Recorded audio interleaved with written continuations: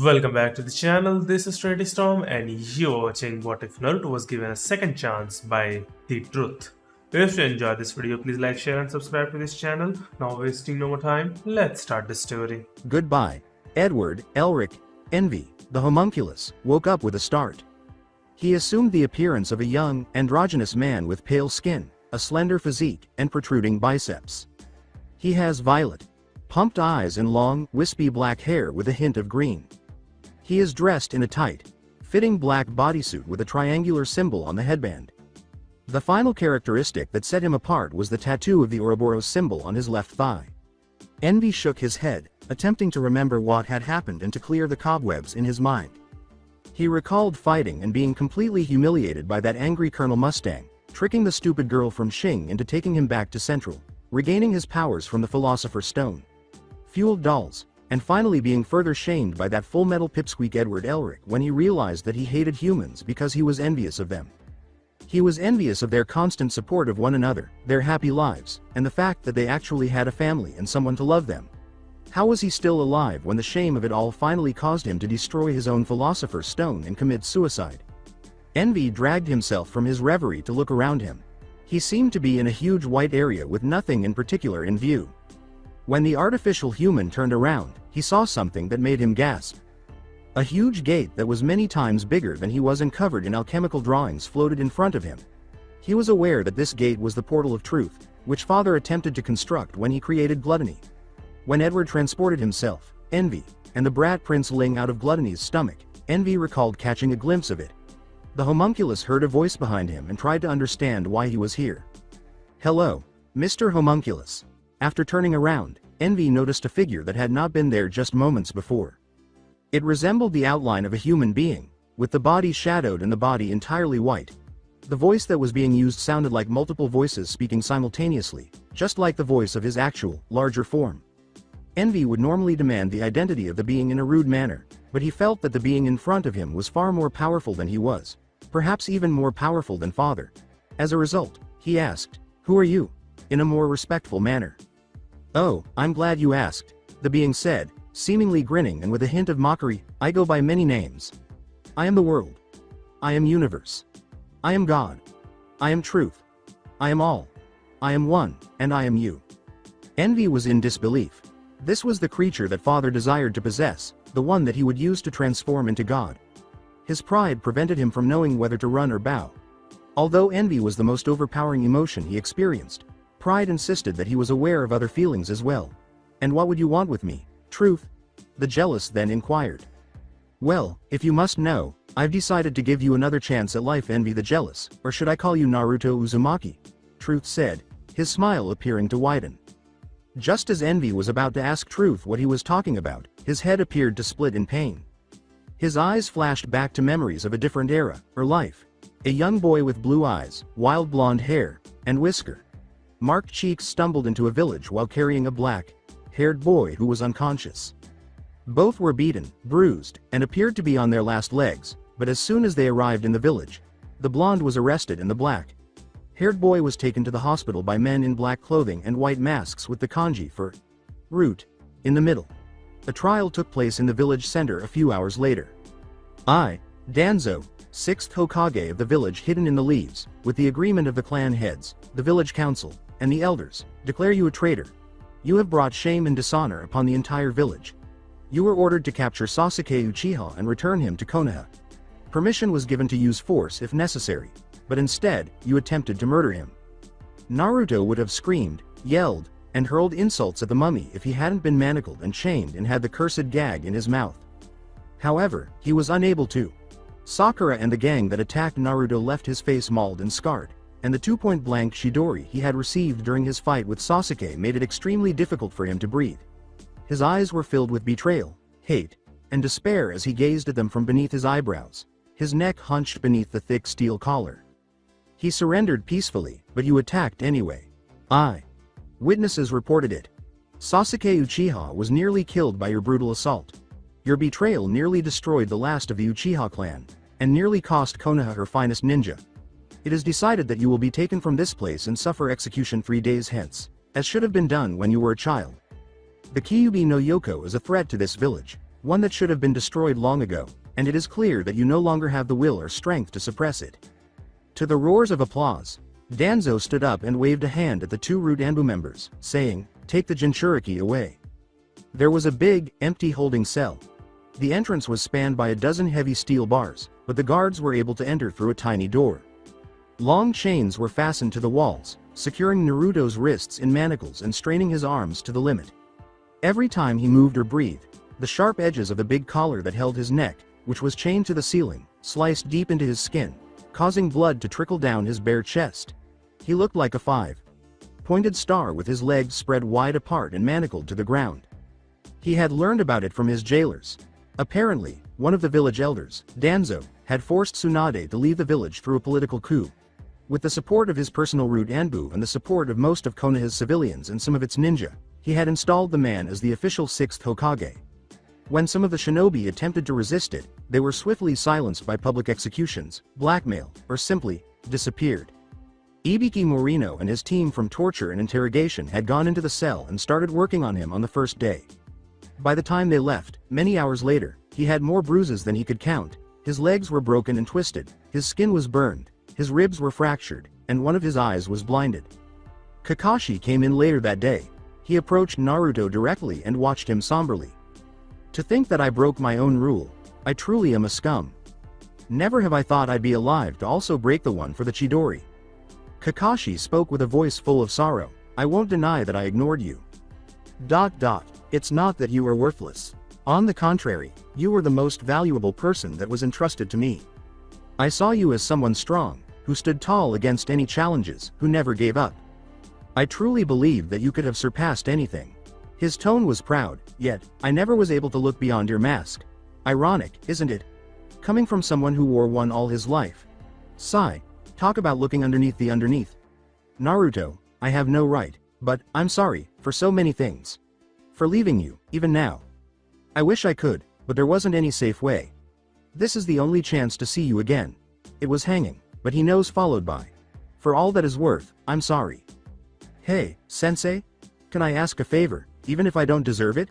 His mismatched eyes came back to life, but they turned steel with determination. He thinks this one wish will come true because he can practically feel his excitement. At last, he raised his head. With a slight but genuine smile, he made his request for the final time in this realm. "Please, protect them for me." Silent as the grave, Naruto observed him withdraw. That day, his friends arrived. While the others sneered and gloated, Rock Lee, Shino, Shikamaru, Choji, Ino, Neji, and Kiba stood silently in the background. Sakura spat on him and insulted him, expressing her hatred for him that dates back to the team's founding. The other students did the same, accusing him of being responsible for the deaths of those who had died 13 years earlier as well as the misfortunes of their clans. Naruto remained silent as they all finally departed. Then, "Hello, Dobi." Looking up, Naruto's gaze was fixed on the Sharingan, the only source of light in the pitch black cell. Sasuke was hardly visible to him, just a shadowy figure in the darkness. The fact that they had allowed him to enter the cell surprised him a little. As Naruto struggled to lift his head, his eye brimming with bitter hatred, Sasuke sneered. He pushed himself to his feet, but the chains made it difficult for him to move, and he could feel the broken parts of his body snapping and clicking. He gave Sasuke a scowl. Sasuke grinned and pointed to the ring he was wearing. Now, Naruto. That's no way to look at the new Uchiha clan head," he warned. The Uchiha crest was displayed on a gold and silver band. With angry eyes, Sasuke delivered a clean punch to his stomach. Naruto growled in agony. Sasuke was now more powerful. He hurt more because his chakra was sealed. He said, "So Sasuke, how come?" Naruto made his chains rattle by pulling on them. Sasuke grinned gloomily, understanding. "Kukuku. Allow me to explain. Think about it. I am the last loyal Uchiha. My Sharingan promises Konoha's continued authority over the rest of the world. The village has more need of the Sharingan than the Kyuubi no Yoko. My children and theirs will have the Sharingan, and from that Konoha can conquer all the lands. The council came to me offering a most intriguing proposal, remain loyal to Konoha, and they will give me all the power I want. They've already begun." He reached for the Anbu mask and put it on his face, but Naruto was unable to the painting on it. "But they have still more to offer. I might become Hokage, how about I take that dream of yours as well?" Ignoring Sasuke, Naruto snorted and leaned forward once more. Did you come here for a reason, or just to spout crap, douchebag? Said Naruto. He would die. Now he was not going to be courteous. Sasuke grinned once more, his Sharingan furious. Yes. The village has decided to make me your executioner. They thought it only fitting as the head of the Uchiha clan and the one you nearly murdered. From you, I will gain the Mangekyo Sharingan, and become even stronger, all thanks to you. The cell was dark once more when he turned and walked out. Naruto was powerless to stop it. He laughed. His voice rose as he giggled like a child. Guffawing, and laughing. As they listened to a madman's laughter, he heard Sasuke and the guards freeze. Like fire, the cerulean eyes shone. It was quiet and still for the next few hours. A storm hit the village as the moon rose and the sun set. His blood was chilled by the freezing rain that hit the prison's exterior and permeated the wall. Even though the second day started off warm and dry, Naruto's cell remained cold. He heard footsteps stomping toward the cell. Here he is. Be quick, a guard's anxious voice hissed. Yes, a second voice murmured. His gaze remained fixed on the ground as he looked down. NN Naruto.kun. The second voice stammered. The voice was heavy and sorrowful, panting with anxiety and fear. Looking up, Naruto fixed the bars with his evil cerulean glare. When the voice saw his ruined body, it whimpered with surprise and sadness. His voice was hoarse as he asked, "Who is there?" Hinata entered after the tiny door opened and the bars creaked. Her eyes were wet and glistening as fat tears ran down her soft face. She approached the prisoner slowly and carefully. She halted and knelt when she was only a foot away, allowing Naruto to gaze down at her. His eyes were wild and crazed, and his lips formed a crazy smile. "Hinata, what are you doing here? Come to spit at the cornered rat as well?" he asked. His words appeared to hurt Hinata, who shook her head anxiously and began to cry even more. "Forgive me Naruto.kun." Astonished, Naruto blinked. Only teams 9, 10, Kakashi, and the rest of Team 8 had expressed regret, and even then, it was only indirectly through their dejected expressions and strong feelings of self-loathing. He softened a little, but the crazy gleam was still in his eye. "Don't worry Hinata, it's enough to know that someone doesn't hate me," he gave her a grin. Hinata's lips trembled as she smiled through her tears. She began to hyperventilate. N.No, Naruto.kun. I circa came here to tell you something, and if I don't do it now, I'll never get the chance, she said. Bewildered and uncertain of what was happening, Naruto kept a close eye on her. Naruto.kun. For a long time now, Hinata said after catching her breath. She paused once more, then scrunched up her face and blurted out, "I love you Naruto.kun," before lowering her face into her hands and sobbing. Naruto was stunned as he stood there. Hinata was so sweet, innocent, shy, lovely, and gentle that he couldn't get her out of his head. In an instant, he created all the connections. She was bashful around him. The strange remarks made by Kiba and Shino regarding her crush and her refusal to discuss it at all. Her strange demeanor and shyness around him. Perhaps I might have if I had noticed earlier. He muttered, "I'm sorry, Hinata." Her quivers and shakes grew more intense as she turned back to face him, first in bewilderment and then in sheer despair. It took him a moment to realize. She assumed he was expressing that he didn't share her sentiments. In an attempt to salvage the situation, he went on, perhaps I might have, if I had known you felt that way." Hinata took his cheeks in her hands and kissed him to silence him. For a minute, he was unable to respond because he was so shocked, but at last his mind returned and he answered. It was messy and awkward, but it was adorable. Holding his face in her hands, she finally withdrew. The whispering.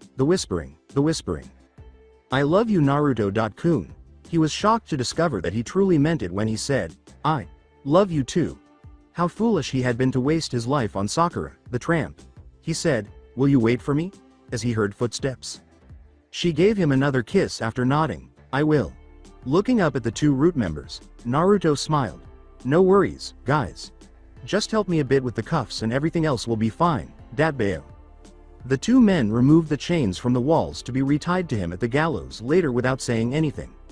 The Kyuubi sighed as they dragged him through the prison and out of the cell without his resistance. "Well, Kit, it appears that this is the end. Fearful? You? I am. Of course, for me. I don't think there is an afterlife. And even if there is, hell is pretty much a given thanks to all these idiots who ruled me." As they were led into the glaring sunlight and Naruto heard the roar of the crowd, he thought, "Sorry, Kyuubi. Don't be I don't think many of the people I could have died with would have had the courage you do, kid. Remember me when you arrive in paradise or whatever. Despite their hostility, Naruto realized that the Kyuubi cared for him in a way, and he would never see or hear him again.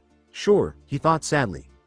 As Naruto stood on the gallows, bound between two stone pillars, looking as though he had been crucified, they thought to themselves, "Showtime," and smiled sickly at one another. The village leaders were positioned on either side of the wooden platform, which was constructed right in the center of the square. The entire village was gathered in front of him to witness the event. Some were atop the buildings, while others were on the ground. They were all yelling for the demon to die while laughing and cheering. Some threw trash and spoiled food at him. But he caught a glimpse of a small group huddled, alone, on top of one of the buildings. He saw Asuma and his group sitting on the roof together, observing the scene below, Team 8 and Team Guy, and the Konomaru Corps. He could barely make out Hinata's shoulders trembling as Kurenai held her while she watched him. For silence, Danzo held up his hands. Slowly, the crowd murmured itself to silence. We are gathered here today to bear witness to the execution of Uzumaki Naruto, former Konoha shinobi and S-rank traitor, for the crimes of high treason and attempted murder of a clan head. Roaring cheers. The fox whispered, all people are the same, they love the sound of their own voices. As a shinobi he is allowed one honor, death at the hands of one of his fellow shinobi. Will the appointed step forward? As Sasuke took the stage, the applause grew louder. Being the one to exorcise the demon, was warmly welcomed by the audience. When Sasuke exposed his arm to his shoulder, Danzo asked, any last words? With his blood-red eyes fixed on Sasuke, Naruto shrugged his shoulders and remained silent. Very well, Sasuke grinned. Chidori. His heart burst and exploded out of his back in a shower of blood as the fist went straight through his chest. With his ear pressed close to Naruto's lips, Sasuke ran him through to the shoulder. Sasuke grinned broadly. I can finally kill Itachi with the Mangekyo Sharingan. Blood was spat up by Naruto. Sas.uke. I win. He smiled with the last of his strength. Before all of this, Naruto had once smiled softly and gently. As Hinata buried herself in Kurenai's embrace, her whimpering sobs and scream were muffled by the applause of the crowd. A disguised Tsunade sobbed quietly in the crowd over her little brother figure's passing. Everything was silenced by Sasuke's scream. He should have received the Mangekyo Sharingan, as everyone knew. It was the only way the village could defeat the Akatsuki and Itachi. However, they all witnessed what Naruto had done when they saw Sasuke gazing into the metal of his headband. He had deprived Sasuke of the one thing he wanted from him in his last hours. His best friend's passing. The memories ceased to flood Envy's mind, and he gasped. He stood up shakily, glared at Truth, and demanded, what was that? What were those memories and why did you show them to me? His former demeanor began to emerge, erasing all prior caution.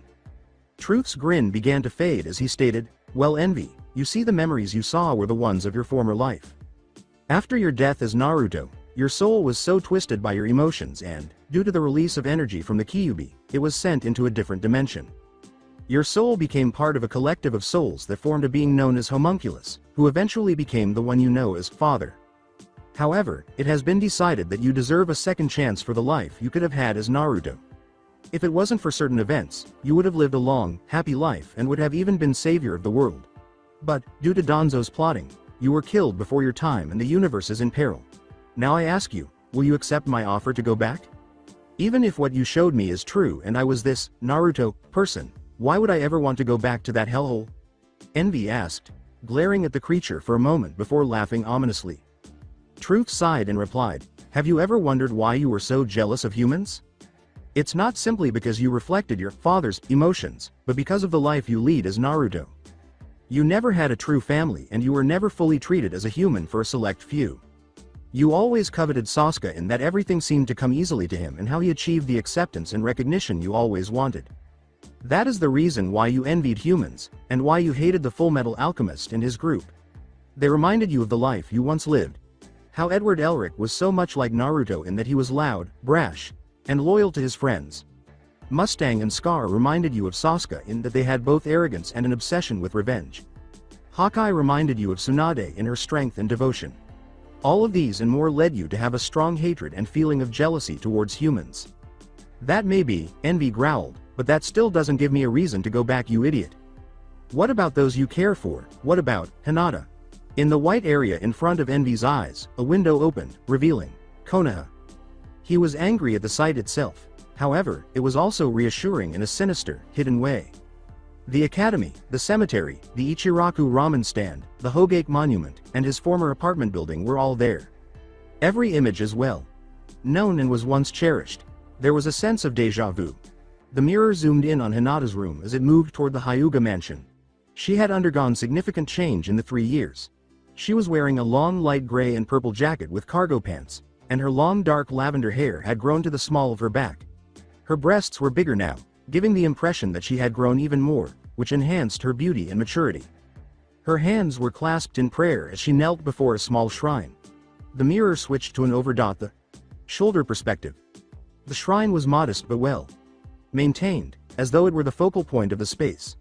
The tiny alcove held a pair of chopsticks bound with a velvet bow, a blood-stained and dirty Konoha headband, and a small picture of Naruto in a gilt frame, smiling widely.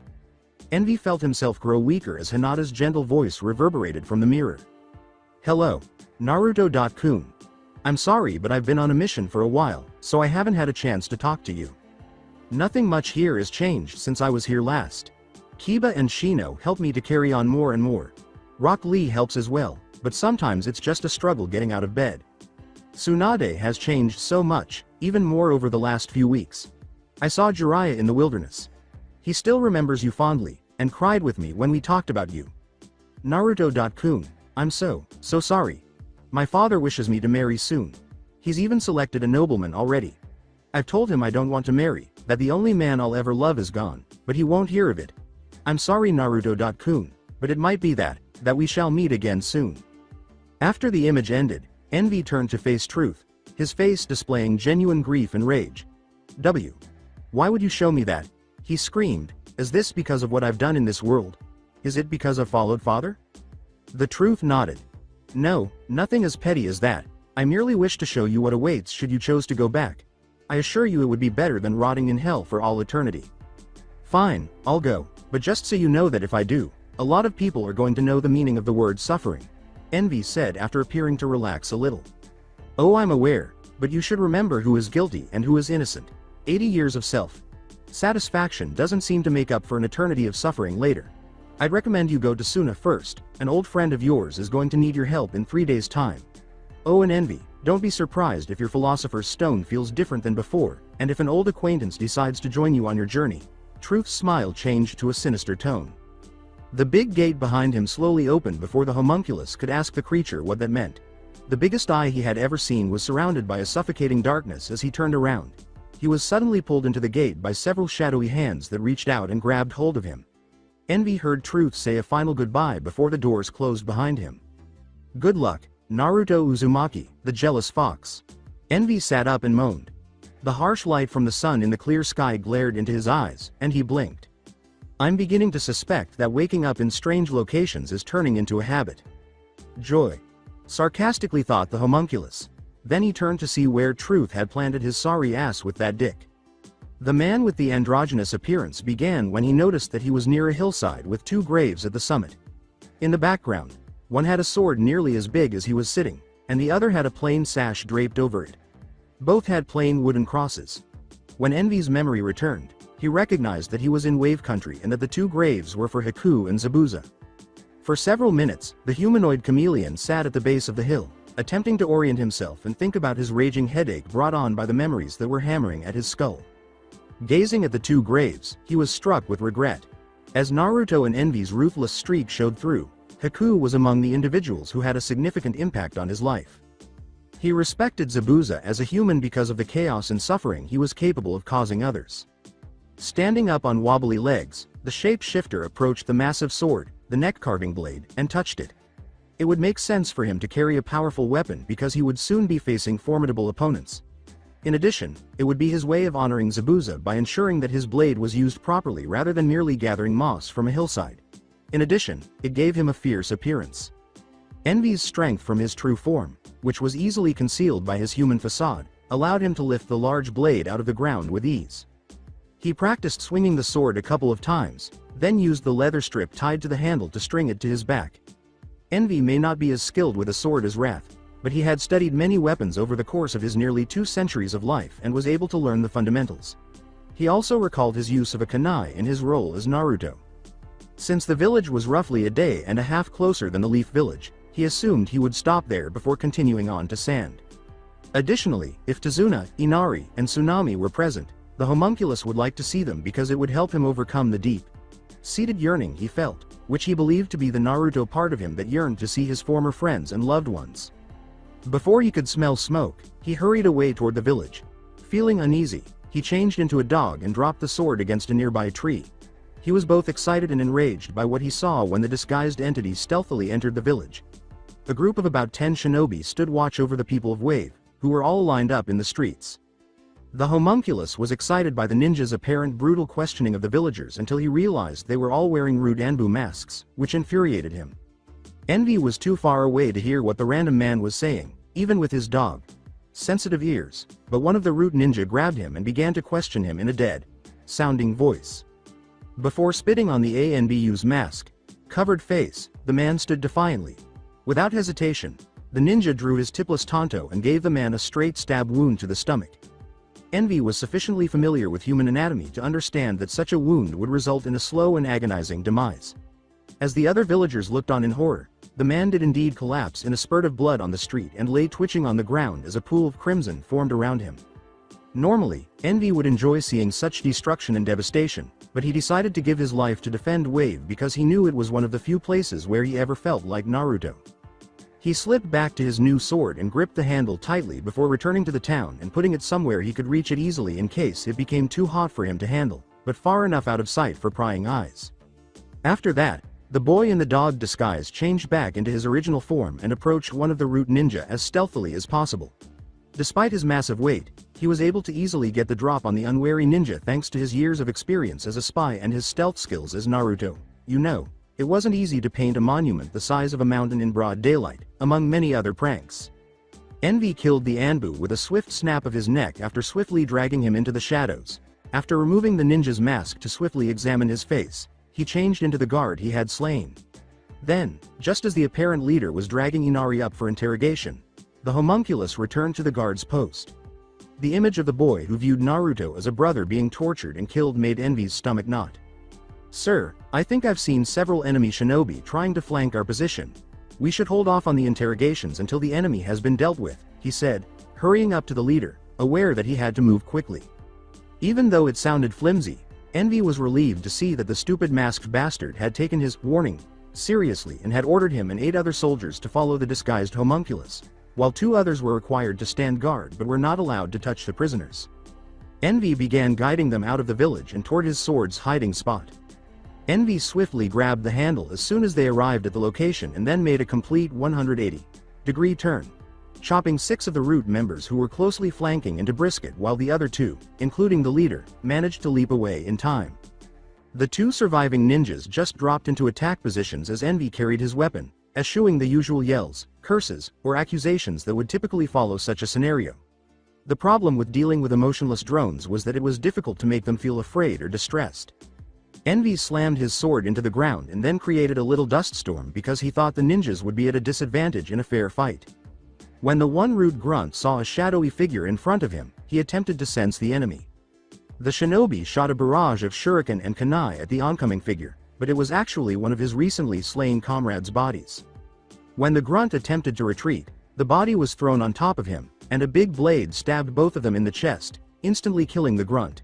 After that, Envy watched as the leader leapt from the cloud and made his way to the village, probably to either hold the villagers hostage or gather reinforcements. With remarkable speed, Envy swung the blade at the escaping captain until the buzzsaw split the root member in 2. Envy hurried back to the village after rapidly changing his appearance to one that was more unkempt, with rips in his clothing and actual bloodstains all over him. "Quick, it was an ambush. We need reinforcements," the chameleon in disguise yelled at the 2 root members who were still alive. When the Anbu approached Envy, he transformed his arms into blades and slammed them into their backs as soon as they began to run past him.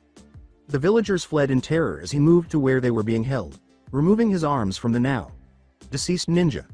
As soon as Envy removed his disguise, the villagers became somewhat more at ease. The jealous one used a key he discovered in the captain's pocket to free each of the shackles that were fastened around their legs. As Tazuna moved forward, he saw a man he immediately recognized. "Thank you, stranger. If you hadn't arrived it would have been all our asses in the fire. My name is Tazuna, the super bridge builder and leader of this village. May I ask who are you?" The homunculus decided that an alias would be the best option for the time being until he took stock of the situation. On the inside, Envy was ecstatic to see the old drunk, but he managed to maintain his cocky composure by responding, "Oh, I'm just your everyday traveler. I noticed your bug problem and decided to lend a hand. I'm called Elric." Tazuna gave an understanding nod and replied, "Well Elric, I think I speak for everyone here when I say we all thank you so much for your assistance and we would be honored if you spent at least the night as my honored guest. We may not be the best village in the world but we sure as hell know how to show proper gratitude." Random villagers rushed forward to shake his hand or bow to him in gratitude as the villagers began to cheer. Envy experienced happiness, something he hadn't felt in a long time. Even though it came from mere mortals, it was nice to be acknowledged. After the root ninjas' bodies were carelessly burned and the deceased villager's body was buried with dignity, the town was prepared for a celebration in a matter of hours. Plates of food were brought out, tables were arranged, and music was playing. Realizing how hungry he was from going days without eating, Envy promptly tucked into the food that was placed in front of him, and soon the plates began to heap up around him. He sat back and talked after he had consumed enough food to make two grown men want to get their bellies pumped.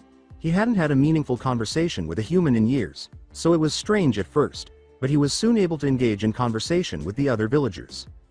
The old man began talking to Tazuna and his family more loudly than usual after they sat down next to him, probably because he was holding a sake bottle. "So Elric, I noticed you wear a headband and were able to do that thing with your arms and disguised yourself as one of those leaf bastards. Are you a ninja?" Tazuna responded with a slur.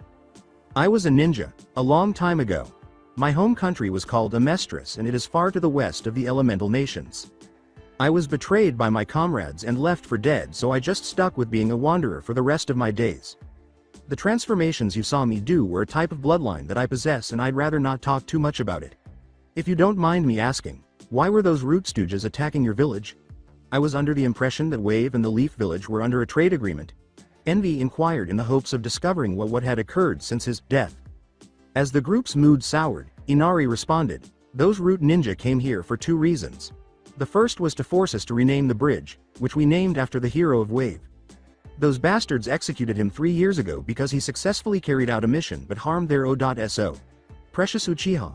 Inari began to cry bitterly and angrily. The second reason was to track down a missing nin of theirs named Iruka Amino. This bit of information caused Envy, who was then sipping from a bottle of sake, to spit out. Sadly, he spat directly into Tazuna's face, causing him to yell indignantly. The homunculus thought in disbelief, "Iruka Sensei."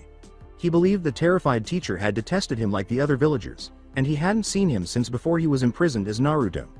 That Naruto's treatment by his older brother was merely a cruel joke. Why were they looking for a missing nin here? Envy asked after expressing regret to Tazuna. This was the last known location the man stopped at 2.5 years ago.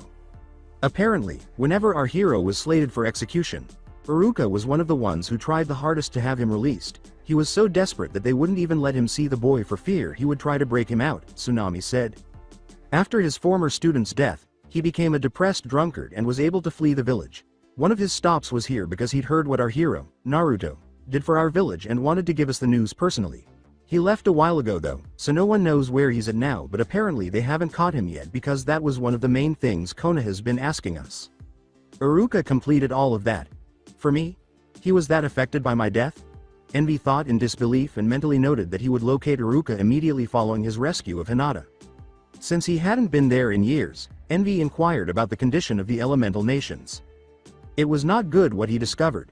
It seems that Danzo had been extending the boundaries of the Leaf Village and maintaining a fascist rule there. For some reason, the other shinobi villages were unable to attack them, and anyone who attempted to resist them was killed. As midnight approached, Envy gladly accepted Tazuna's family's offer to spend the night with them so he could rest and review what he had learned. Envy reviewed his options as he lay on the bed that he remembered with a start as the one he slept in as Naruto. To put it mildly, things were not looking good for him right now. Even with a fully powered Philosopher's Stone, his chances of winning his own private war appeared slim because the Leaf Village was becoming more powerful and the other villages were doing nothing to stop them, he mentally noted that he needed to learn more about why. How could that be? Envy thought as she sat up suddenly. Even though my stone was destroyed, I had no trouble changing my shape. Furthermore, I don't feel like my stone's power was diminished in the slightest. Remembering Truth's parting remarks about how his stone would be different, Envy made the decision to take charge and, assuming a meditative posture, examined his mindscape in an attempt to determine the cause of his stone's malfunction. He was in a long corridor that reminded him of a sewer or father's lair, rather than the torrent of trapped human souls that usually greeted him when he visited his mindscape. How did this happen, and why does it feel so familiar? As he trudged through the knee-deep water that flooded the hallway, Envy pondered. After a while, the shapeshifter discovered that he was in a big room with a cage on the opposite side that was secured with a single piece of paper that read, "Seal." As he heard what sounded like breathing coming from the dark part of the cage, jealousy incarnate moved slowly closer to the cage. He was only a few feet away from the cage when enormous claws erupted out of it, nearly crushing him. To his embarrassment, Envy jumped back with a startled yelp that made him sound like a little girl. A pair of red eyes gleamed from the cage's darkness as deep laughter erupted from within. The nine-tailed fox entered the room as a dark voice said, "Hey, you're still too easy to scare, brat. Even after all these years you fell for the same old trick." Not understanding how the fox could still be alive or in him of all things, Envy gazed in disbelief at his former burden. Seeing the expression on Envy's face, the fox burst out laughing once more. "You keep that look and you'll end up catching bugs in your mouth, ya brat." With a loud click, Envy's mouth closed, and his ugly head emerged. "Don't call me a brat, ya bastard fox. And how in the hell are you still inside my body? I thought you died, you dick." As he gazed at his changed container, the Kyuubi managed to control his laughter and took on a serious expression. "I thought so too, kid. After that damned Uchiha killed us I thought for sure I was a goner. Instead of finding myself in hell I ended up in some white space with some being who called himself Truth. He said my role wasn't finished yet and showed me your new life since the day you were reborn. Nice work on making those humans miserable, kid. We'll make a man out of you yet." Kyuubi grinned. "After your second death, Truth gave me a very interesting deal. He told me that if I went back to being sealed into you for the rest of your natural life, I'd be free after you die and wouldn't have to worry about the possibility of the Shinigami taking my soul." "So what does it mean, you being sealed inside me? Does it have something to do with the changes to my Philosopher's Stone?" Envy asked, casting a suspicious glance at the big fox. "Ding. Ding. We have a winner." Kyuubi laughed out loud. "You are 100% correct, kid. Truth explained to me that my chakra is now what powers your stone instead of human souls, so you still have access to your regeneration and shape-shifting powers. As long as I still have chakra, you won't die from unnatural means. Since my chakra is near infinite and can be replenished, you shouldn't have to worry about dying for a good long while." However, Kyuubi began to speak with a threatening voice. "That doesn't mean you can be reckless. Use my chakra like an idiot and I'll let you get your dumb ass killed." To put it mildly, Envy was taken aback. He would be practically unbeatable with those kinds of skills. Before he could think further about this, Kyuubi continued, "There are a few more things I forgot to mention. 1. You do not have free reign over my chakra. You want it, you'll have to figure out how to get it yourself. 2. Your old chakra network has been restored, so you'll have access to the moves you had as Naruto. 3. Whenever you shift into a new person, from now on you'll also be mimicking their chakra signature so that not even the most skilled sensor can figure out you're a fake. There are a few small details, but I'll let you figure those out by yourself." He was shocked to learn the new information, and Envy thought, "Hey, Truth really went all out, didn't he?" Even though he didn't have as many weapons as Naruto, he would still be a formidable opponent with his more recent abilities and background. The jealous thought grudgingly that it made sense. Although he liked to think of himself as such, in reality, as Envy, he was less of a fighter and more interested in information gathering, stealth missions, and, if necessary, psychological torture.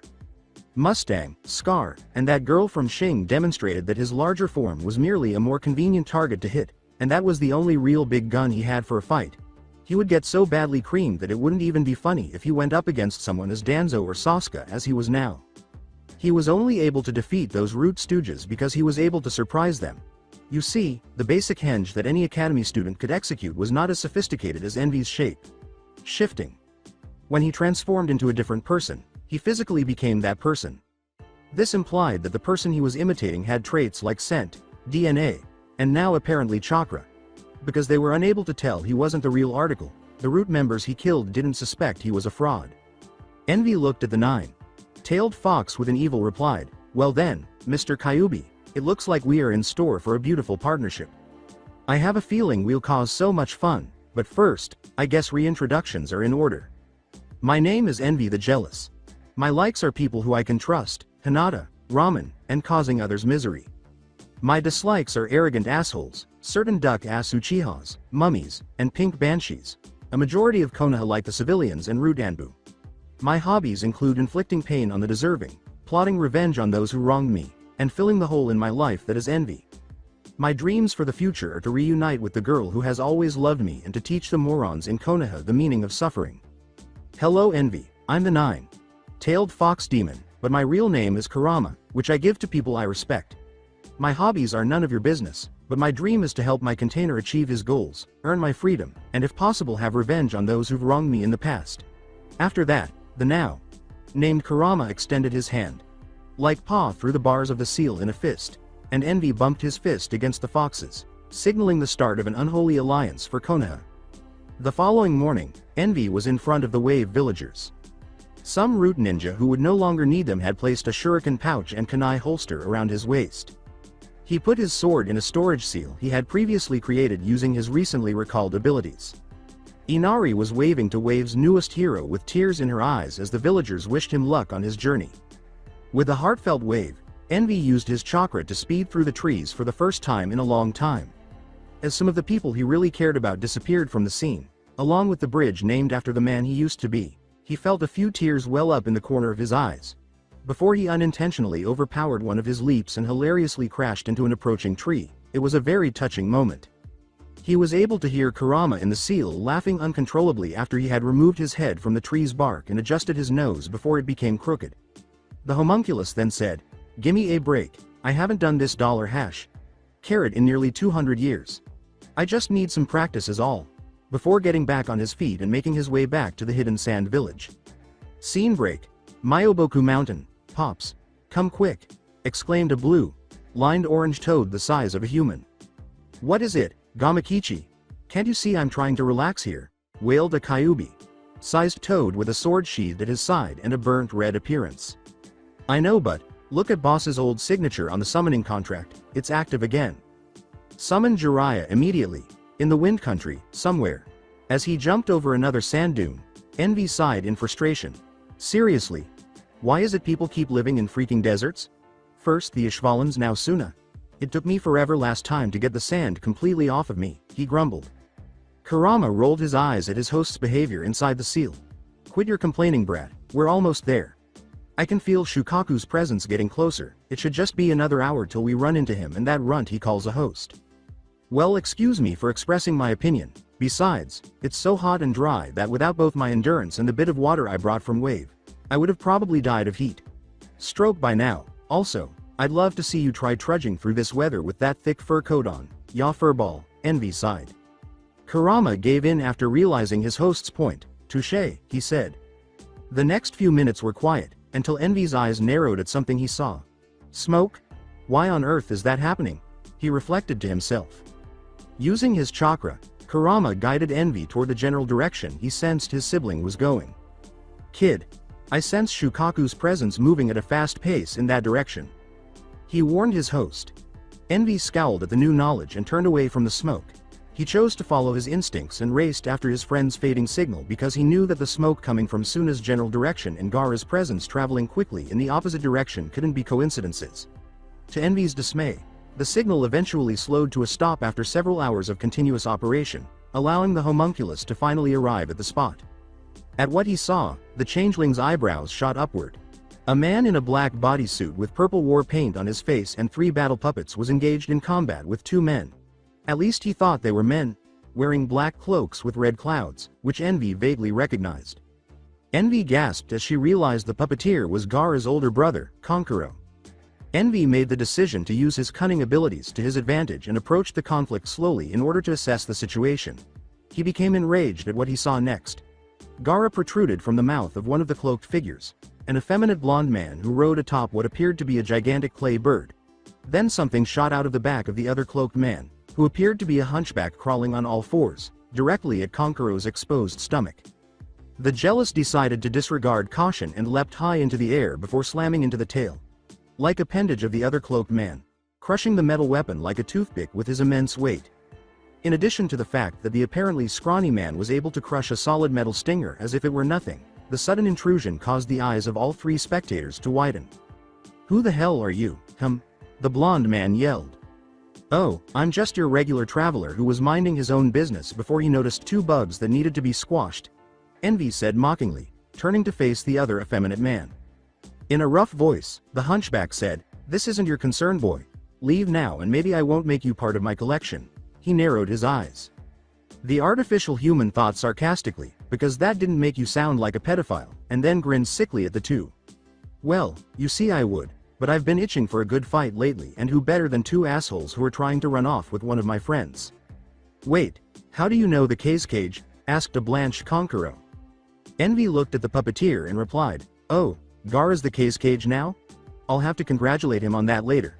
And in answer to your question, yeah, I know him. We ran into each other a few years back and parted on friendly terms. I was on my way to visit him before noticing your little scrap and though." Envy was about to say something, but he had to jump back because the broken end of the tail he smashed swung at his ribs. "This is taking too long. Deidara, take the Jinchuriki and go. I'll take care of these pests," the hunchback snarled. The now named Deidara smirked and said, "Oh sure, hog all the fun, Sasori," before his claybird began to soar through the air. With Gaara still in its mouth, a massive arm with sharp claws at the end that had a greenish tint suddenly sprang up and tore the bird's head off. As the altered arm reverted to its normal size and shrank back into the stranger's body, the group watched in stunned silence. The man tore Gaara's body from the shredded clay and carried him in a fireman's carry. The first to emerge from his astonishment was Deidara, who yelled, "Hey, I worked hard to get that Jinchuriki," and then made a hand signal before exclaiming, "Have a piece of my art, Envy's eyes widened as the clay exploded in a miniature explosion and the remnants of the clay bird's head began to glow. "Gaara!" Konkuro cried out in alarm as smoke engulfed the location where his brother had just been. "You fool! You could have killed the Jinchuriki with that little stunt. If you did, I'll kill you for making our plans delayed even further." Sasori was busy chomping down Deidara in the meantime. The group was once again taken aback when the cloud blew away and they saw Envy huddled protectively over Gaara's unconscious body, his back a charred mess that would have easily killed a normal person. "See, Sasori, the Jinchuriki's fine and I was able to take out one annoyance to boot. You worry too." Deidara grinned confidently. Envy abruptly materialized in front of Deidara and slapped him across the face with a nefarious haymaker, interrupting him.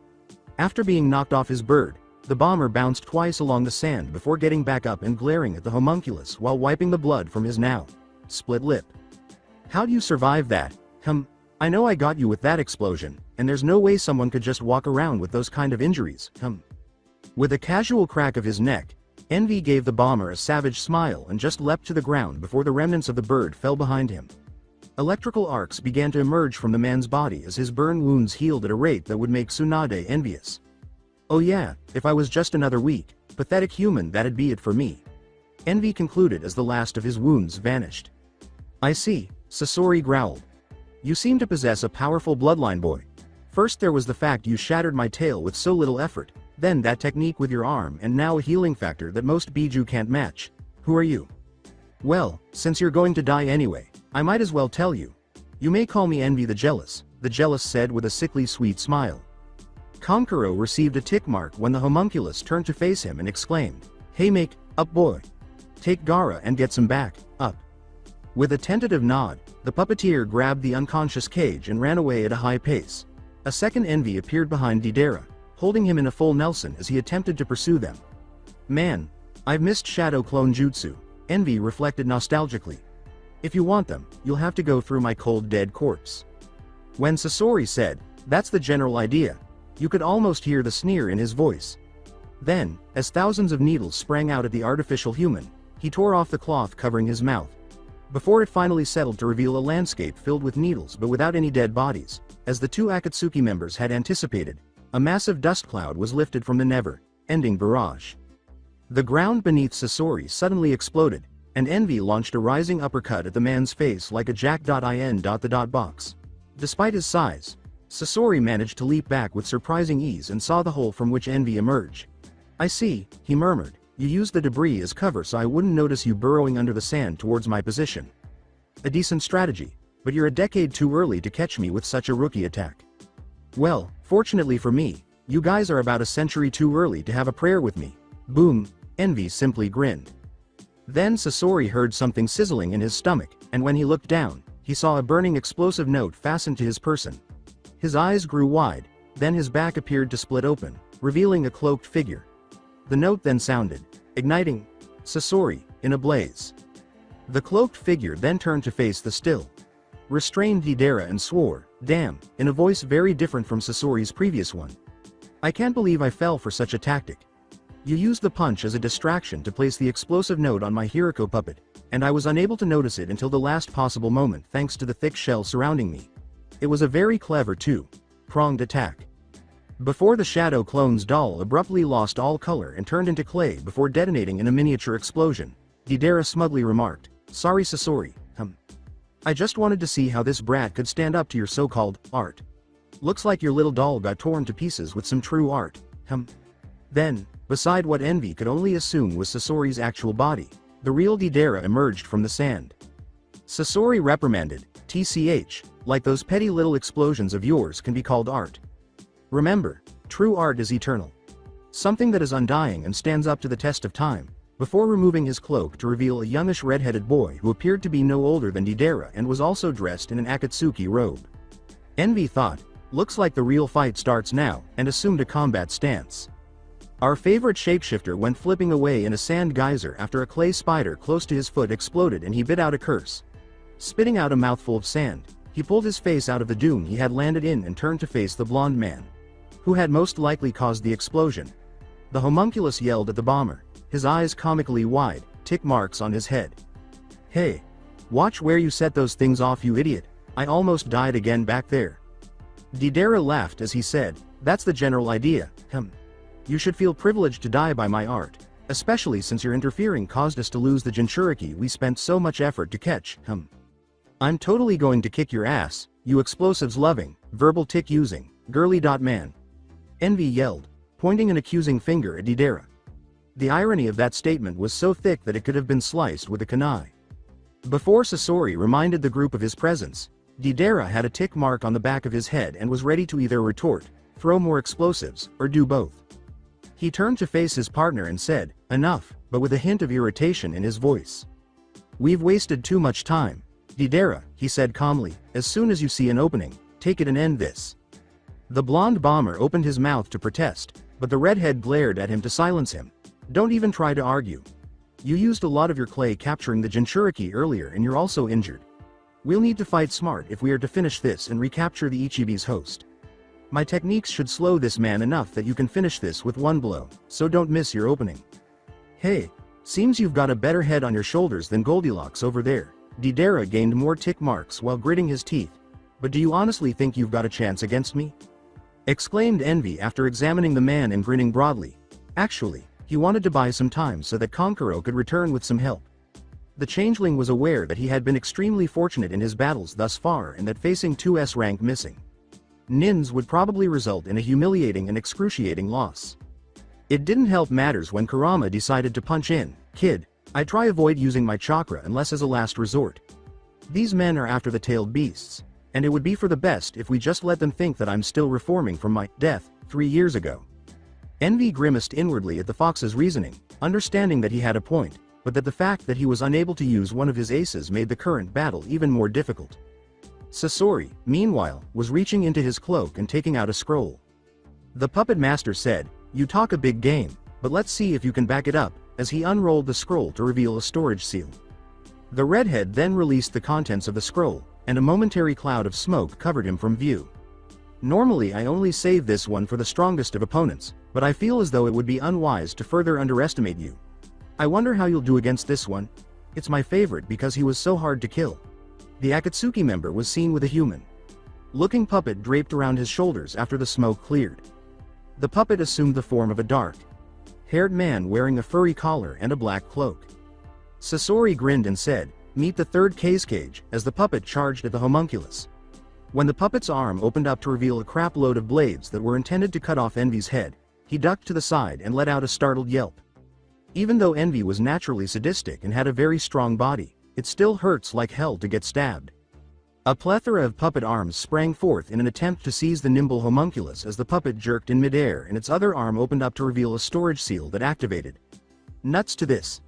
Envy snarled in his head, and he began to gather chakra in his palm and rotate it. The technique came naturally to him, even though he had forgotten about it for more than a century. Envy roared, Rasengan, and charged at the armament. With a bright blue ball of chakra spinning in his hand, the artificial human tore through the wooden limbs as though they were made of paper. He nearly reached the main body of the puppet, but the puppeteer quickly pulled it away. The battle was briefly halted when Sasori said aloud, "Most curious, I wonder how you know the fourth Hokage's jutsu. As far as I'm aware, only 4 people know of that technique, 2 of which are currently dead.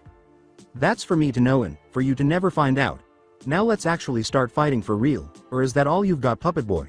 The jealous one growled at the man, primarily because it reminded him of his prior death. The redhead simply shrugged his shoulders and placed his puppet in an attack position, maintaining that uncanny composure in spite of the insult. As he finished, just like the third cage's iron sand, an iron-like substance began to flow from his puppet's mouth. "No matter," he said, "though I must thank you. Once I've added you to my collection, I'll have another powerful technique to utilize." Envy squinted at the sand that was floating. He was able to determine that the puppet must have originally been Suna's third cage, but Sasori managed to use some of the former leader's skills by using his corpse as a modified puppet. Envy would have laughed at the irony of the situation if he hadn't been in a life, or death situation. Here he was, someone who likes to manipulate people like puppets, battling someone who actually does it. Knowing that attacking the puppet itself was easier said than done, the androgynous man attempted to find a way to attack the puppet master.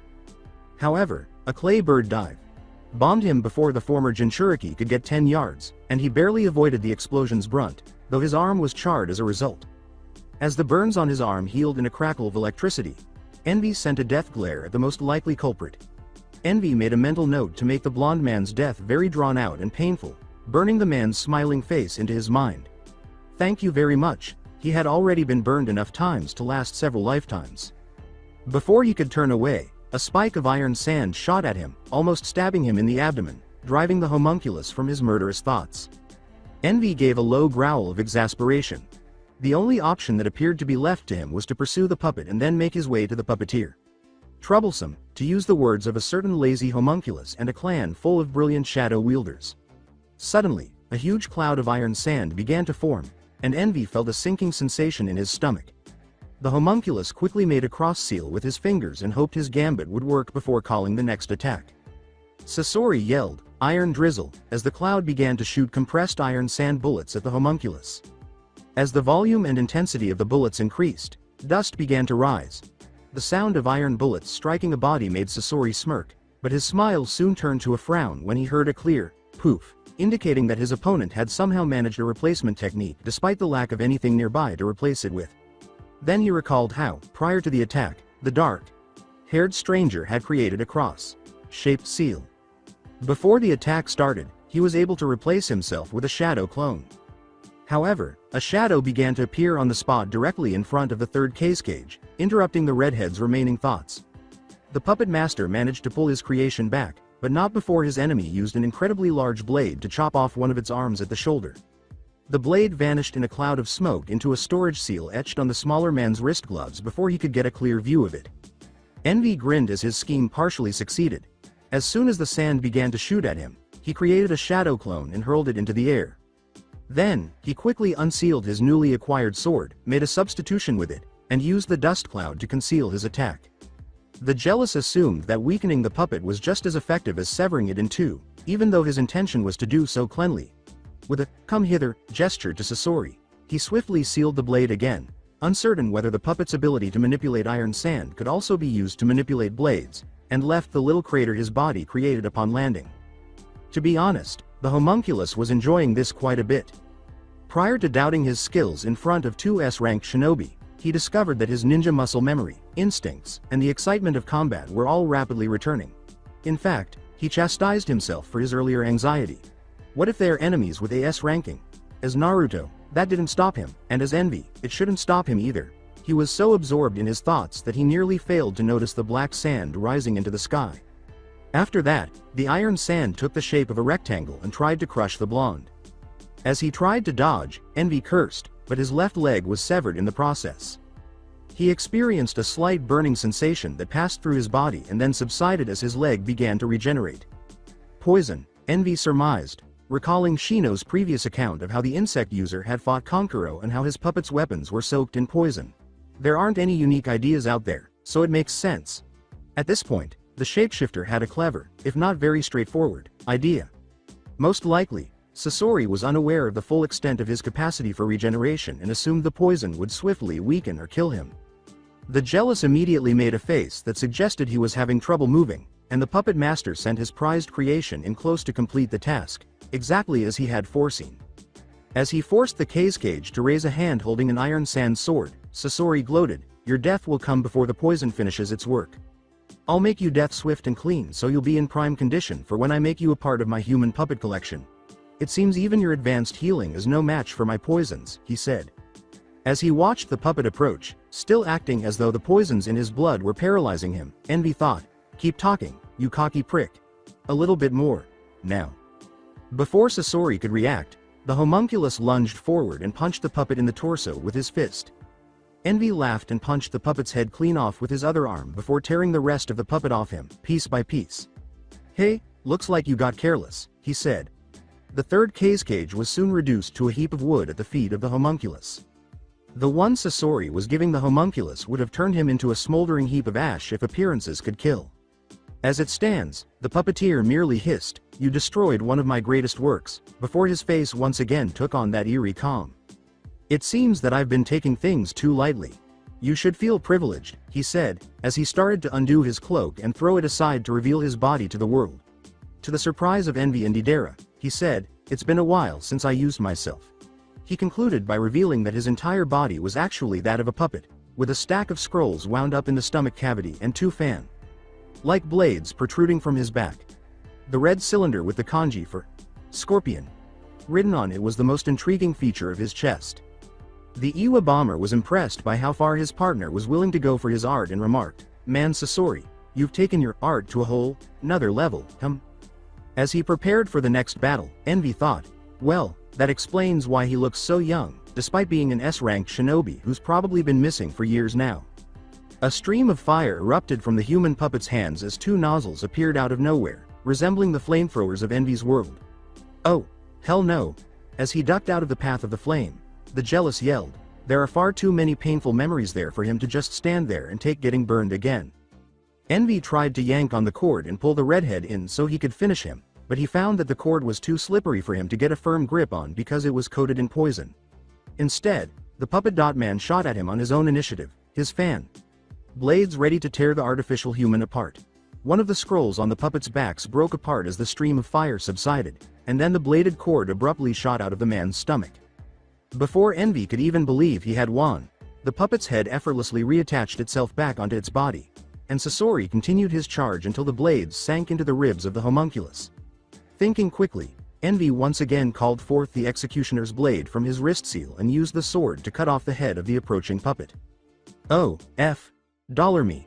Envy swore in his head, kicked the puppet away, and let his healing factor handle the poison and damage before preparing for another attack. However, he noticed that the former Suna ninja had backed off a bit and had a very agitated expression on his face. "The amount of time it has taken me to defeat a single opponent irritates me. How can I possibly explain this later? It irritates me so much that I have to use my trump card against a single opponent," Sasori remarked, reaching for a scroll on his back with one hand while undoing one of his breastplates with the other. "However, I can't help but wonder how that regeneration of yours stands up to this," he thought as he opened the scroll, and numerous chakra strings erupted from his chest into the smoke that resulted from the opening. The smoke then cleared, revealing a whole army of red cloaked puppets, each with a chakra string that linked them to their master and their own instrument of death. The puppet master declared, "Red secret technique. Performance of 100 puppets," as his army prepared to launch an assault. "Oh, $me yet again." As he prepared for what was sure to be an excruciating pain in his ass, Envy let out a cry of frustration. "Oh crap, oh crap, oh crap, oh crap, oh crap." Envy chanted in his mind as he frantically avoided the literal horde of puppets that were determined to turn him into a living pincushion. Sasori had only been out with his battalion for 2 minutes, and already the envious homunculus had been stabbed 45 times, burned 12 times, and poisoned more times than he'd like to admit.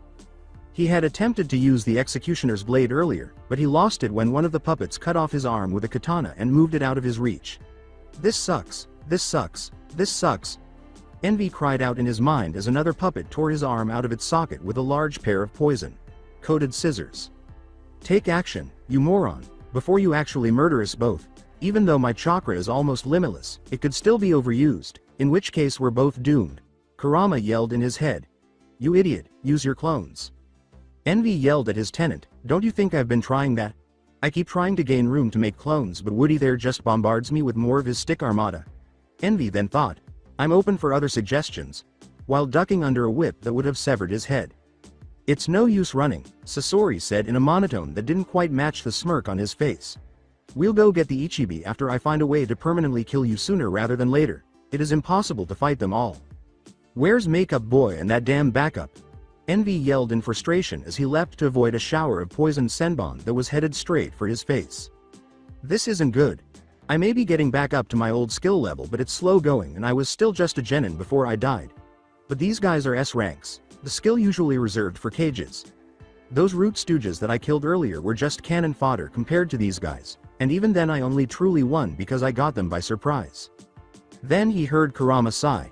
Bad luck. I thought we wouldn't need this until later. As they say, there is no time like the present. Okay, brat, I want you to change into who you really are. Are you sure that's a good idea? I don't want to just become a bigger target again. Envy asked the fox as flashbacks of an angry flame alchemist effortlessly destroying his larger form like it was a nuisance appeared in front of his eyes. Just shut up and do it, growled the Kyuubi. The jealous complied with his wishes so as not to annoy the big fox, but as soon as he did, Envy realized that something was different. He felt his power spike tremendously, and in addition to the original arcs of alchemic transmutation that always appeared when he changed his body, a red bubbling chakra was coming off of his form in waves. The energy mixture became so intense that it blasted away all of the attacking puppets, and it began to form a dome around the homunculus, which steadily turned a darker shade of red until it was almost black, with red arcs of electricity going off at random intervals on its surface. What's happening? Envy felt the extra arms grow from his torso as his nails sharpened to claws, then his face lengthening into a muzzle and a reptilian tail growing from his spine. He was ready for battle, but his power continued to grow by leaps and bounds as his body underwent more changes that felt entirely different from before. Sasori and Deidara were talking about the latest developments outside the energy dome. That's quite the technique, Sasori said. Deidara said absently, his gaze fixed on the crackling dome. To be able to block your attack and give off that much energy, quite the impressive feat. Sasori narrowed his eyes and said, no, this isn't any kind of technique. This power is almost like that of a tailed beast. Additionally, it feels a lot like the time that man changed his arm to stop you. Get another bird ready for a swift departure, Deidara. This is giving me a bad feeling. The dome suddenly exploded with a wave of evil energy and a roar that shattered the earth, and Envy's new form emerged, standing in a huge crater, easily twice as tall as he had been before, with patches of red, orange fur running from the end of his dark hair all the way down his spine and covering his extra arms completely, giving them the appearance of the 9 tails.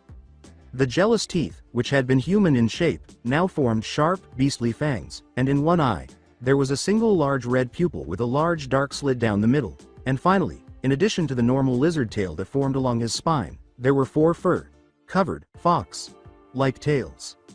While the 2 Akatsuki members stared up in wonder and, in Deidara's case, a little fear, Envy muttered, wow, this is different, as he examined his new form. Before, when you would change into your actual form, it was a symbol of the power you received from the Philosopher's Stone, so your form would look the part. That's because you're using my power as well, brat, Kurama growled in his mind. The Kyuubi's voice then became a little agitated, saying, I didn't want you to use this just yet because a large chunk of my chakra was used in making this form, so there's a strong chance it could be recognized by people we don't want it to be recognized by. This is why your appearance now represents that fact, as you are being powered by my chakra instead of thousands of human souls. Our hands were forced in the current battle. I apologize, Envy said mockingly, rolling his mismatched eyes. I'll remember that the next time I have to fight two S-class missing nin to save one of your siblings. By the way, you're very welcome. Cheeky brat, Kurama murmured prior to entering lecture mode. Anyway, you'll have my chakra yet. This new form of yours is powered by 4 taels worth of my chakra, as well as your own strength. So not only are you noticeably stronger than before, but you should also have access to both your, and some of mine, techniques. It should be more than enough to turn the tide against these pathetic humans, the fox said with an evil grin. When Deidara screamed, "W! What the hell is that thing?" Envy's thoughts returned to the ongoing conflict. "Well, let's have some fun with this," Envy said in his deep, layered voice, flashing a fang-like grin at his opponents. Then, he hurried over to the army of puppets and began tearing them apart like toothpicks. "Ha ha ha! Is this the best you maggots can do?" The homunculus roared with delight as his 5 tails whipped around behind him, sending most of the puppets behind him flying back and creating deep trenches in the ground as his 4 arms began to smash the surrounding puppets like a child throwing toy soldiers. As the size of his army shrank, Sasori managed his puppets more systematically, but whenever the puppets were struck by the raging monster, their poison-coated weapons would shatter or bounce off Envy's scaled hide. With his front 2 hands raised and his other 2 kyuubi-like hands palms up, Envy let out another roar. 2 huge orbs of a purplish chakra began to spin in between his raised hands, and he grinned with his fangs as he glanced down at the puppets around him. Envy yelled, "Twin Giant Rasengan," as he slammed both orbs into the center of the puppet brigade, kicking up a lot of dirt and sending pieces of the puppets flying in all directions. As it became painfully clear that this was a losing battle, Sasori was about to move his remaining puppets into a kamikaze attack on the homunculus face in the hopes of blinding him and giving the 2 Akatsuki members time to escape. But before he could execute this move, the puppets rumbled and broke apart beneath him. Smaller, fox, and lizard-like versions of Envy's arms sprang up from the earth, grabbed hold of the remaining puppets, and tore them to shreds. In order to put an end to the one-sided battle, Envy's 5 tails dug beneath the remaining puppets and transformed into various versions of his hands. This was something that neither of the artists saw. As the remainder of his puppets were reduced to scrap, Sasori turned to Deidara and swore. Sasori grunted as a katana blade exploded from the circular object in his chest, piercing his remaining human parts and killing him. "This mission is a failure. We need to regroup with the others and inform the leader of what has happened. The Shukaku will have to wait fo.irk, he said. Deidara yelled, "Sasori!" before hopping on one of his newest clay birds and taking off. He used the remaining clay to make smaller bombs, which he threw to cover his escape with a smokescreen. Grasping the bloody katana stuck in Sasori's puppet chest, a human-shaped Envy gazed up at the fleeing blonde bomber and teached. He thought to himself, well, I guess 1 out of 2 ain't bad, as the dying Sasori looked at his killer with what strength he had left. The puppet master wheezed out, How? I thought that was your true form, and pointed to Envy's other hideous form. As the monstrous form abruptly sank into the earth and was reabsorbed into his human body through the soles of his feet, Envy simply smiled.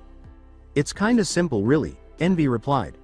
"Wisey, when I created those extra arms of mine that broke the rest of your little dolls, I also created a perfect replica of my human-shaped self that was attached to me in order to surprise attack you. Using one of your own puppet's discarded, poison-soaked blades," he said as he twisted the blade, making Sasori. "Was just for the hell of it." The redhead coughed and laughed before smiling faintly. "I see," Sasori muttered weakly, "it seems like you've outmaneuvered me at every turn. It looks like you were able to pull me along like a puppet, how pitiful." Sasori of the Red Sand sighed and bowed his head. "As a reward for beating me, how about I tell you a bit of information? Go to the Tenchi Bridge in Kusa at noon 10 days from now. I was supposed to meet a spy in Orochimaru's ranks there, but I won't be able, in death." His face was serene. At the thought of the white snake, Envy thought darkly, Orochimaru, huh? Then he approached the spot where the executioner blade lay and bowed his head respectfully to the puppeteer. After a moment of staring at the blade, the homunculus put it in the storage seal on his armband. He then proceeded to Sasori's wooden corpse and began dragging it off to the hidden sand village after taking the katana he used to kill Sasori and sealing it in another seal he had found on his other armband. The voice of Kurama reverberated in his mind, "What are you doing?" "What do you think I'm doing, fox face?" "I'm heading back to Suna." Envy posed a rhetorical question. "Not that, you dumb bastard," the Kyuubi said to his host. "I mean, why are you heading back to Suna instead of chasing that bomb-loving psychopath? Why did you take that one katana as well?" And why are you lugging that hunk of wood along with you? As you requested, I'm returning to the Sand Village because I need to talk to Gaara about some things, and that blonde bitch is most likely far away by now. Second, before I shove them down their throats, I'll use this katana to cut off Sasuke's and Danzo's nutsacks. I imagine the poison on the blade will make for a very unpleasant surprise for those bitch sons, he said with a gloomy smile. Sasori will finally be buried by his own people when I bring him back.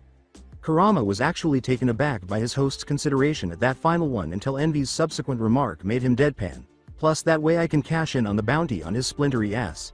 He deserved that much. Taking a deep, purifying breath, Kurama said, "Be it as it may, you should at least try to silence the blonde one before you do anything else. He'll most likely tell his comrades about you and they'll be out hunting you both for the fact that you interrupted their capture and also for the chance you possess my chakra." Kurama appeared somewhat unimpressed. That will give the other villages the opportunity to either hide or better protect their Jinchuriki, if they have any form of common sense, Envy said aloud, making Kurama blink. Besides, he said, changing his appearance to that of Sasori and then back, I can be a very tricky bastard to track down when I want to be. Fair enough, Kurama said. Just don't come crying to me when this comes back to bite you in the ass later. Envy muttered, "Love you too, you bastard fox," just as he sensed someone, or rather, multiple someones, moving toward him from the other direction. A tiny army of sand ninja, all of them appearing prepared for combat, descended before the homunculus in a matter of minutes. Kankuro and a man Envy recognized as Baki, the sand siblings sensei, were in the front. Then an elderly couple appeared, both of them gazing at Sasori's body, which was still in Envy's grasp. None of them particularly caught the shapeshifter's attention, though there were others. Envy said to Kankuro, "Great to see you brought back up," after a short silence. "It came a little late though," he said edgily, holding up Sasori's body. "Well, it was a bit difficult gathering enough people in such a short amount of time, especially with the village in such a disordered state from the attack," Kankuro said nervously to the homunculus, shaking off his shock at seeing the Suna's most powerful puppeteer not only transformed into a human puppet but also dead. Baki stepped forward and interrupted, asking, "Who are you? You were able to save our case cage, for which I am thankful, but you were also able to defeat one of our most powerful missing nins alone with no damage whatsoever. You also did it without any question, so you must understand that we're a little wary of your motives. My regenerating ass is injury free." Envy reflected on what he believed to be a pleasant grin and replied, "Well, I'm called Elric by some, though you may call me by Envy. As for how I know Gaara, we met and fought a few years back but we ended up becoming friends by the end of it. I'd love to try and convince you of these things but it'll be kind of hard since I've got no real proof, so how's about this? You take me with you back to Suna under guard and then I'll speak to Gaara when he recovers so we can sort this all out. Sound good?"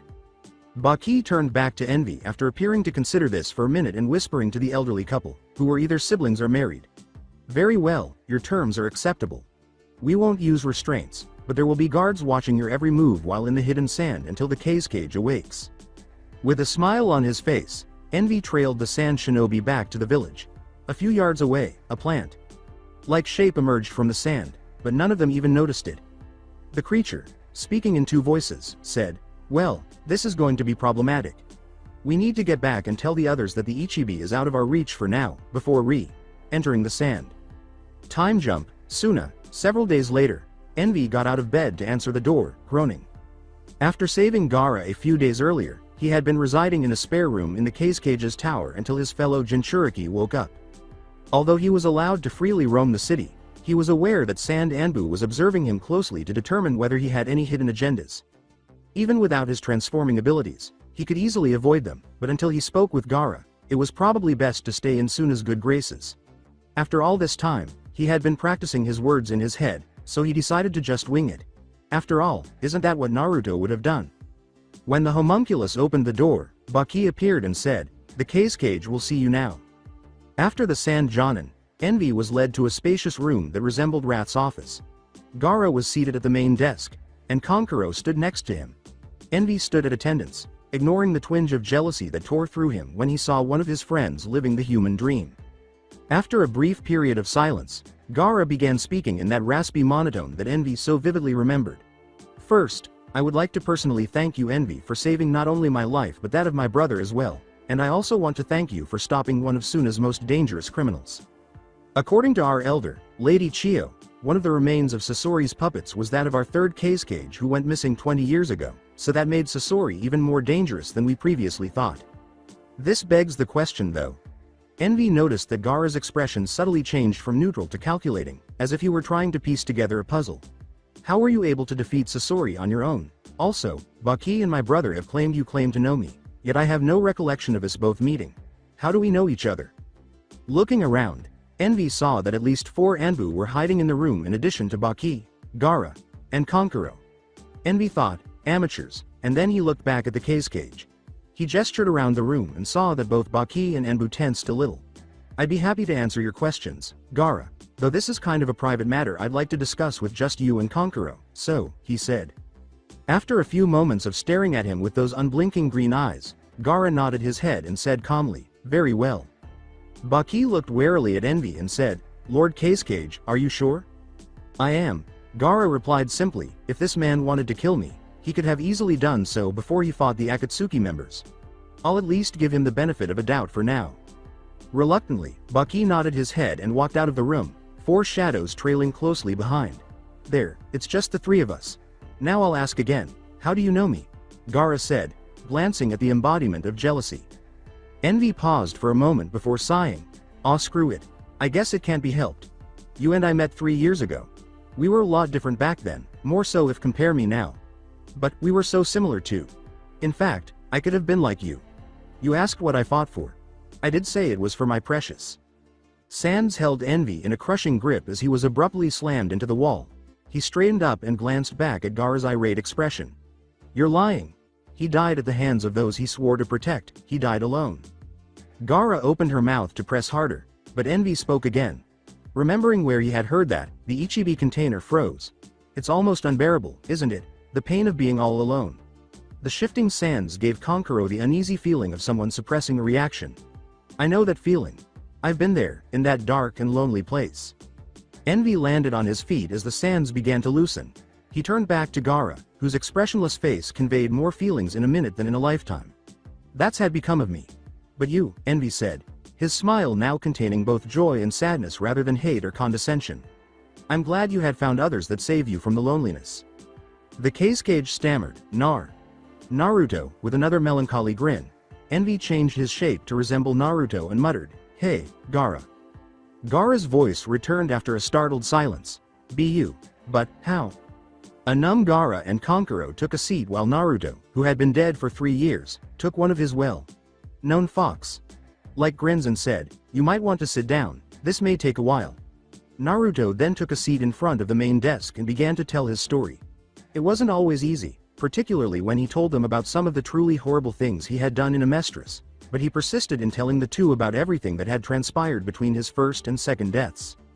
A few hours after the blonde finished, the 2 Suna shinobi sat for a while in awkward silence. Then, with his typical frown on his face, Gaara rose from his chair and circled his desk until he was directly in front of the changed Sin. When Gaara said, welcome back, my friend, Naruto stared at the redhead's extended hand for a few seconds, and his fellow Jinchuriki could see the ghost of a smile on the sand user's face. Naruto was stunned for a moment. He had assumed that Gaara would despise him for his actions. Envy had, after all, been a monster in every way imaginable. Then, with hesitation, Naruto reached up and shook Gaara's hand.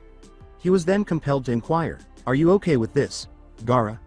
I mean, I did some pretty messed up shit for the last few hundred years, and a part of me doesn't feel guilty about it at all.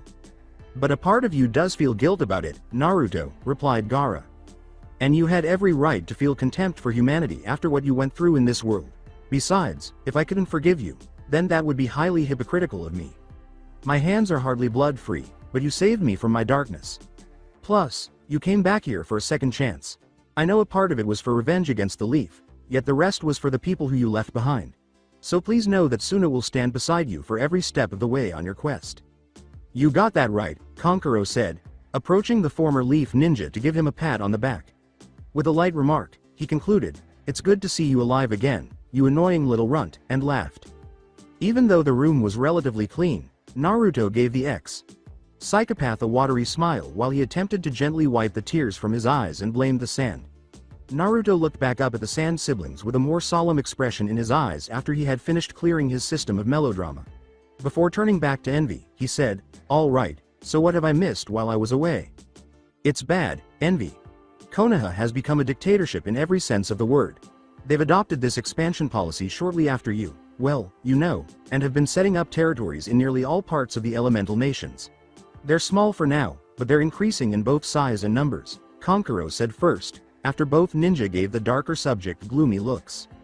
"We originally planned for war shortly after they set up their first colony," Gaara said. "It was originally our plan to withdraw our support from Konoha right after your execution, but both attempts were blocked by our daimyo. He has threatened to cut off all support of our village if we were to attempt anything against the Hidden Leaf, and have us marked down as a Rouge ninja village that will be met with immediate action with the daimyo's army. At first we thought this was to prevent another invasion attempt like what was tried with Otto during the Chunin exams, yet we've received word that the other hidden villages have received similar threats from their daimyos as well." "So you think there's a conspiracy involving the Hidden Leaf and the daimyos?" Envy asked after he sat reflectively for a while. "Without a doubt," Kankuro replied glumly. "While the daimyo does have the authority to do as they claim, it would undoubtedly lead to a civil war in each of the countries with multiple casualties on both sides. This means that there must be some serious power backing the daimyos to make such a rash statement, either that or they're being manipulated in some way by Danzo, the fire daimyo, or some other power in the land of fire. With both the daimyo's threat, the large military power Konoha has gathered over the years, plus the looming threat of the Akatsuki, all of the hidden villages have adopted a wait-and-see policy, looking to find out what is happening and how it can be stopped. Meanwhile, the current Hokage Danzo, Envy gritted his teeth at the name, has been ruling over Konoha's citizens with an iron fist. Nobody sees or hears from any of the residents of the village without express permission from the Hokage or they'll risk facing serious consequences," Gaara explained with an even more solemn face than normal. "It gets worse though, because the ninjas of other villages who are out on missions become fair game for the patrolling root ninja. They're either killed outright or taken back to Konoha. No one knows for sure because they're never seen again either way. Most root squads are being led by Danzo's #1 agent." At this, Gaara gained a sour, angry expression on his face as he spat out the name, Sasuke Uchiha. Envy jumped to his feet and roared, "What? That bastard's one of the leaders of Root now." He could hear Kurama growling irritably in his seal at this news, and the armrest he was currently holding onto snapped into splinters. Huh," said Kankuro sourly. "Apparently he's hot shit now, taking on most missions that Danzo allows. He's used to steal enemy secrets with those fancy eyes of his. To this date he's yet to fail a mission and has received the flee on sight order for all traveling ninjas." Sasuke was still receiving everything handed to him after all this time, which infuriated Envy. Really, didn't anyone see that he was just a grumpy youngster with some major problems with his brother? A knock on the door interrupted the conversation before it could continue. Gaara said, "Enter," as Envy sat back in his chair, fighting back the growing jealousy and hatred. With an air of urgency, a Sand Anbu entered the room, bowed to Gaara and the other guests, and declared, "Lord Casecage, a team from Konoha has arrived." Kankuro asked, "Why are Leaf Shinobi here?" as the three of them appeared shocked by the news. This made the Anbu uneasy, and he said, "After Lord Casecage was captured, word got out to the Wind Daimyo and apparently he sent word to Konoha to send a team to assist in his rescue. Does that bastard honestly think we're so incompetent that we can't rescue one of our own?" Kankuro sighed. In the meantime, Gaara's expression was one of irritation before he sighed and uttered the weary words, "We'll have to go greet them." Before the former blonde asked the million-Rio question, "What? Why the hell do you need to see them, Gaara? Just have a messenger tell them you're fine and for them to piss off." Envy and Kankuro stared at Gaara in disbelief.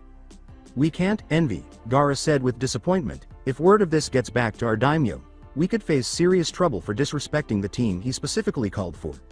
Not to mention that Konoha may violently retaliate for the slight on them."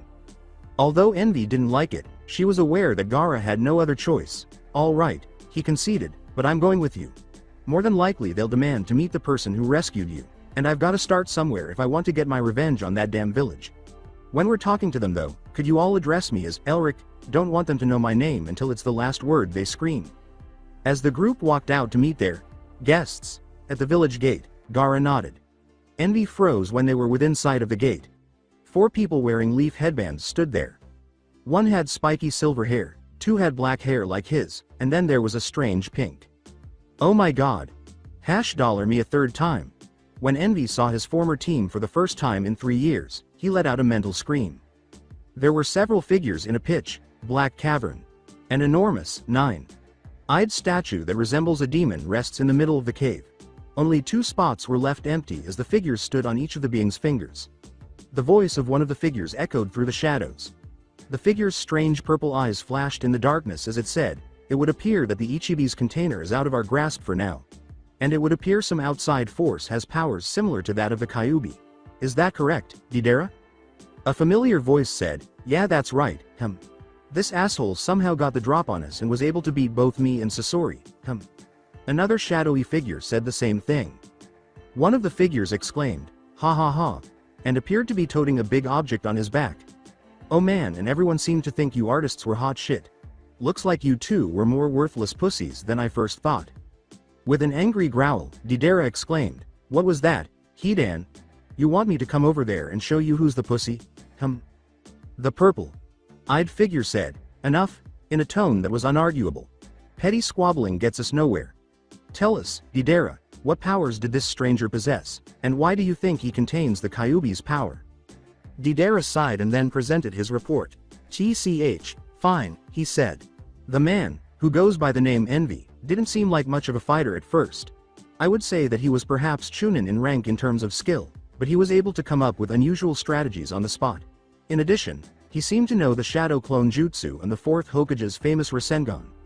The reason I believe he has the Kyuubi, or at least a portion of it, is that he was able to change his body into a monstrous form. I think he has at least some of the Kyuubi's chakra because this form practically radiated chakra like that of a tailed beast and some of his changed features were fox-like. At least that's what I believe," he concluded. After a brief period of silence, a soft voice came from a different figure, whose red eyes gleamed in the darkness. "He sounds like a challenging opponent," the voice said. "To my knowledge, the Rasengan has only ever been mastered by 4 individuals, 2 of whom are now deceased. Given the Leaf's new isolationism toward the majority of its shinobi, it is unlikely that he learned it from Kakashi. Do you believe that Lord Jiraiya was involved in some way?" The purple-eyed figure and the one that appeared to be female stiffened at the name, but no one seemed to notice them. "He was good at sealing, and since the previous Jinchuriki of the Kyuubi was put to death, no one has been able to find him. It is possible that Jiraiya was able to seal the Kyuubi's chakra into another apprentice." Another figure with bloodshot green eyes pondered, "I would bet money on Jiraiya if anyone in the entire elemental nations could do something like that." "Hey, Kakuzu, as if you would ever spend money on anything," Hidan crowed, said the one. To avoid a fight between the other 2 Akatsuki members, the purple-eyed figure said, "Be that as it may, this Envy has proven to be a capable foe, and is able to have at least a portion of the Kyuubi's chakra makes him a valuable target. We should proceed with caution going forward until we have more information about him. We must talk about what to do about the Ichibi in the interim."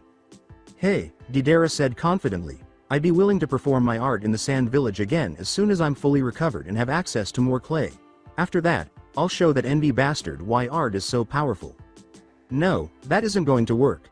Without a doubt, the security surrounding the Ichibi's container has significantly increased. He will have to wait until later. Meanwhile, the shape of a human-sized Venus flytrap appeared out of nowhere close to the base of the statue.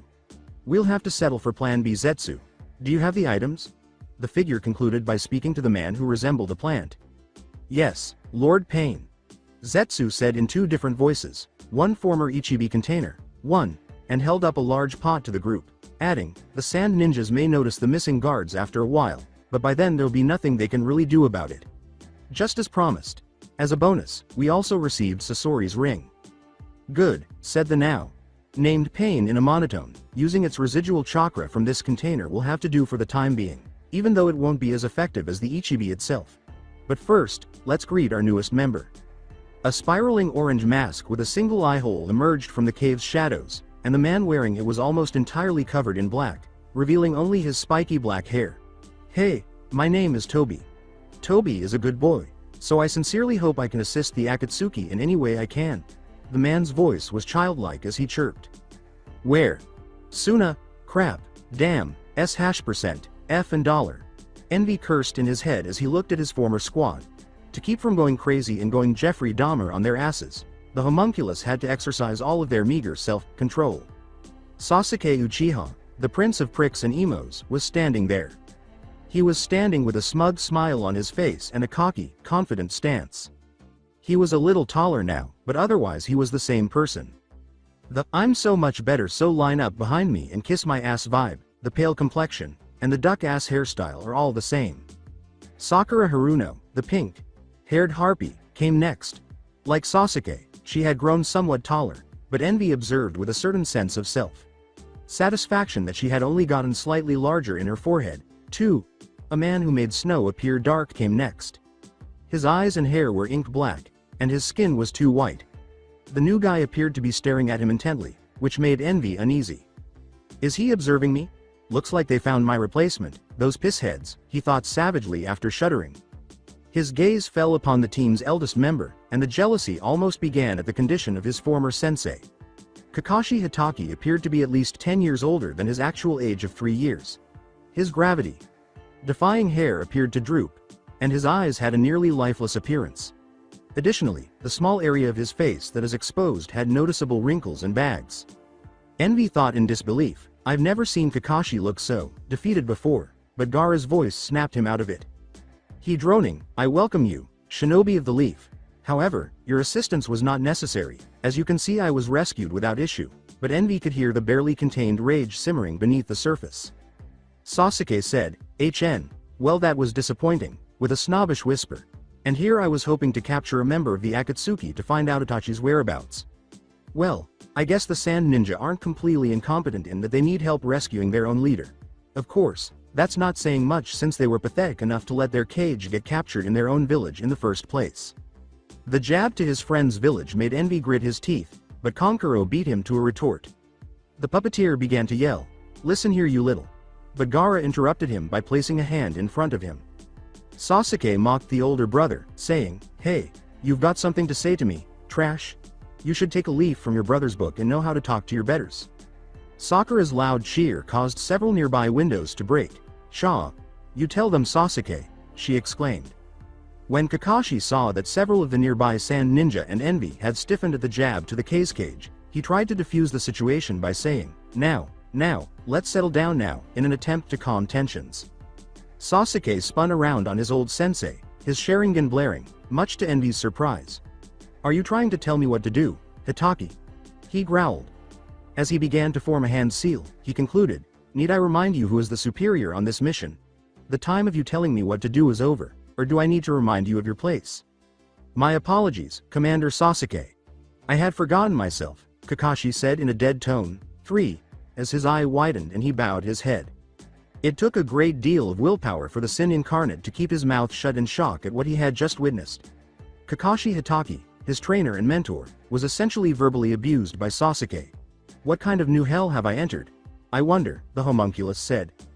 At that moment, he realized his replacement was still giving him a fixed look. He yelled, do you have something you want to say to me?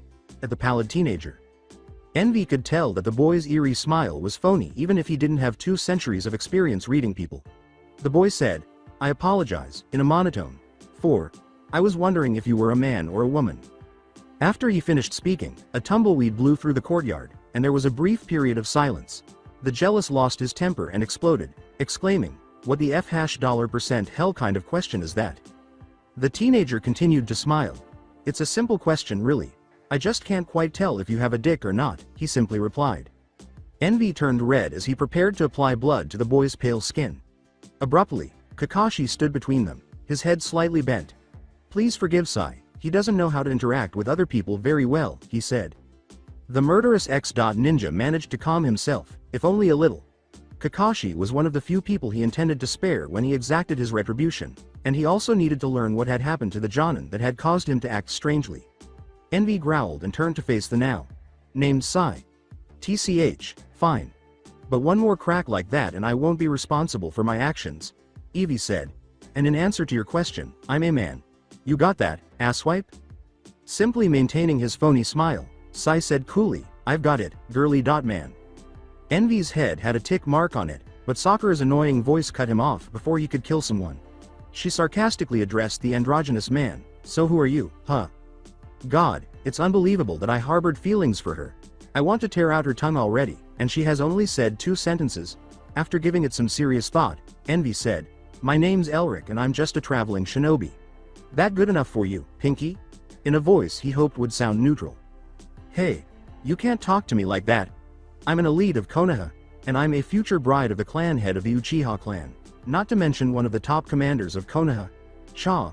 Sakura screamed, her cheeks flushed with rage. As his healing factor began to work on his broken eardrums, Envy grimaced. He growled at the pink-haired threat, "Humph, if you're one of the elites, then the hidden leaf has really gone down the crapper since I last heard of it." At that moment, he had a slightly sinister thought. And what do you mean Uchiha clan? As far as I'm aware, there were all of 2 Uchiha left. Unless I'm missing something, it usually takes more than that to make a clan. Don't know why you'd want to be a part of that clan anyway. As far as I'm concerned, any clan that was taken out by one man in a single night was nothing short of pathetic.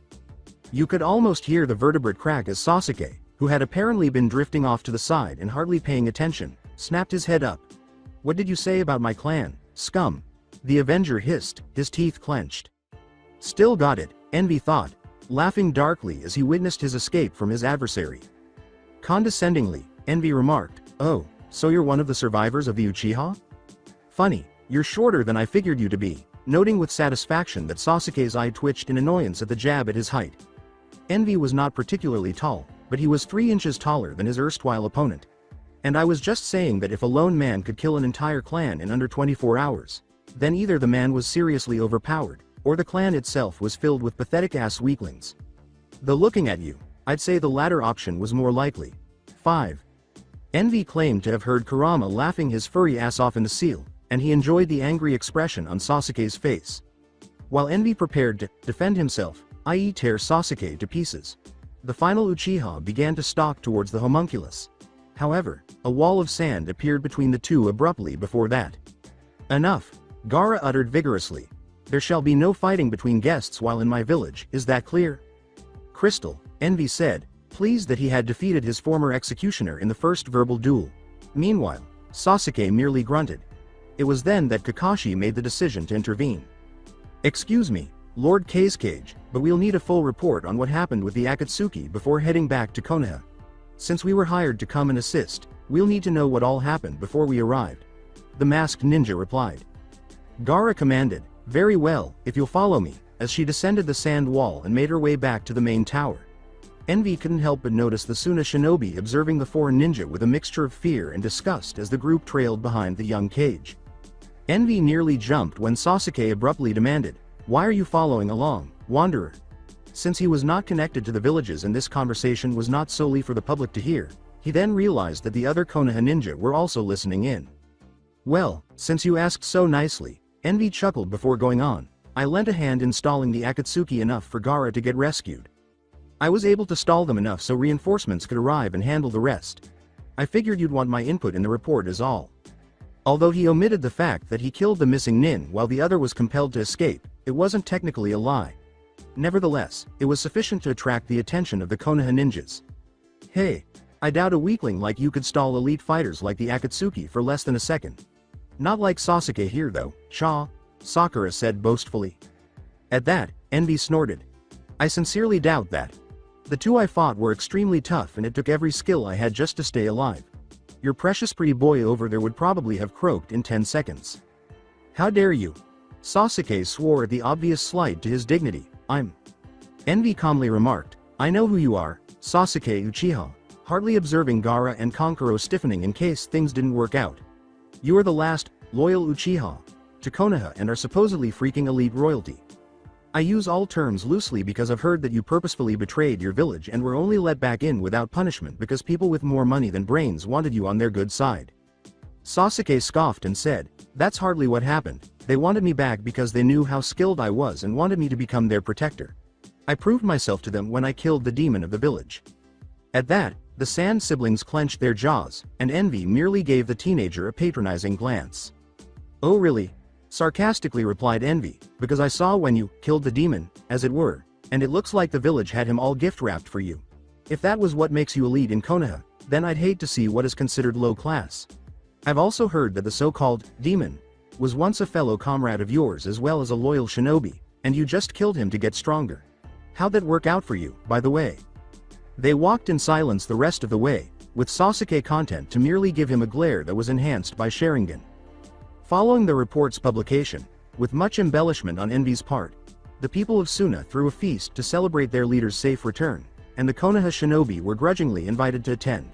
Throughout the celebrations, the homunculus watched his old team while simultaneously attempting to avoid them and the admirers he had amassed as a result of his efforts. Envy remarked scornfully, "They're almost exactly like they were when they were kids," as Sakura fawned at Sasuke despite his lack of reaction, and he appeared to brood the entire time. How pitiful, thought jealousy incarnate patronizingly.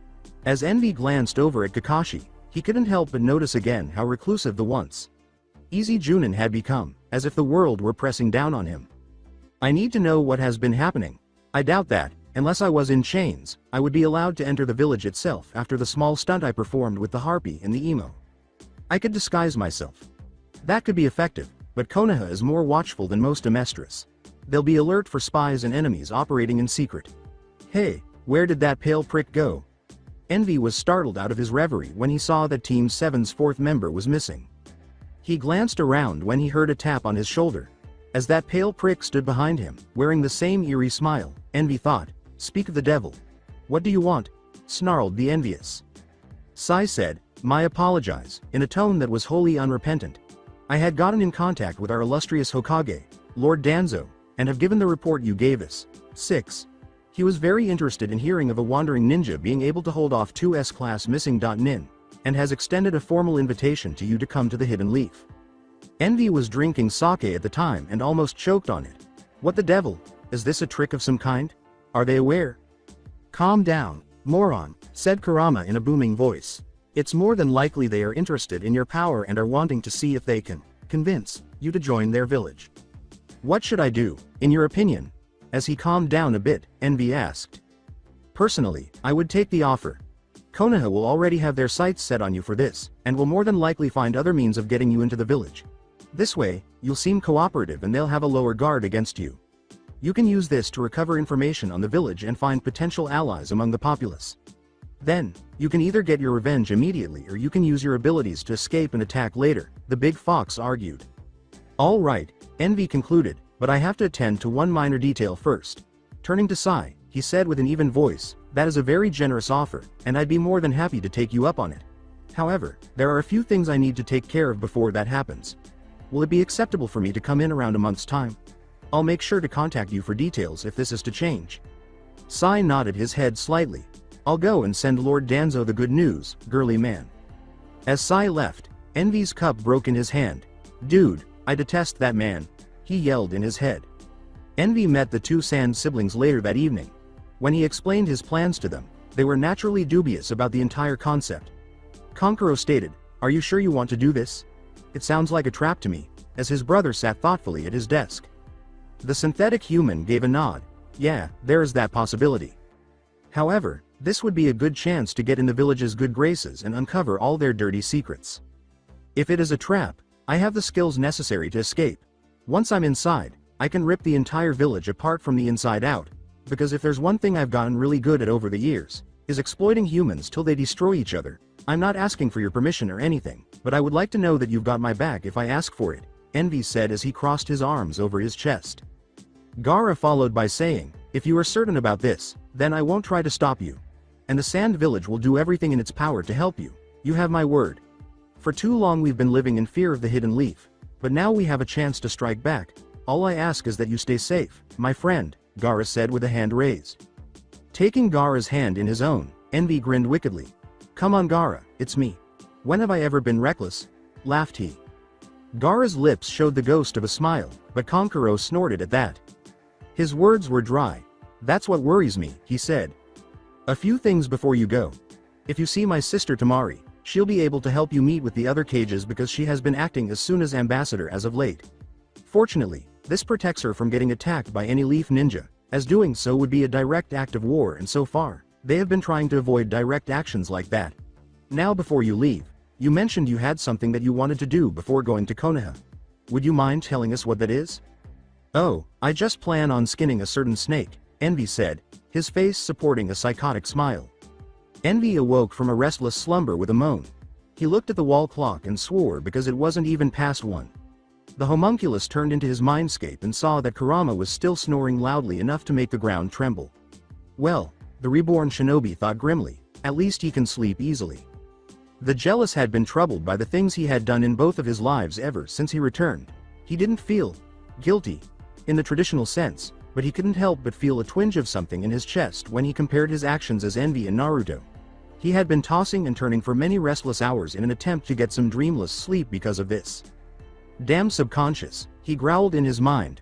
I would ask Jiminy Cricket to tell me how to feel so I could crush him when he became obnoxious. 1.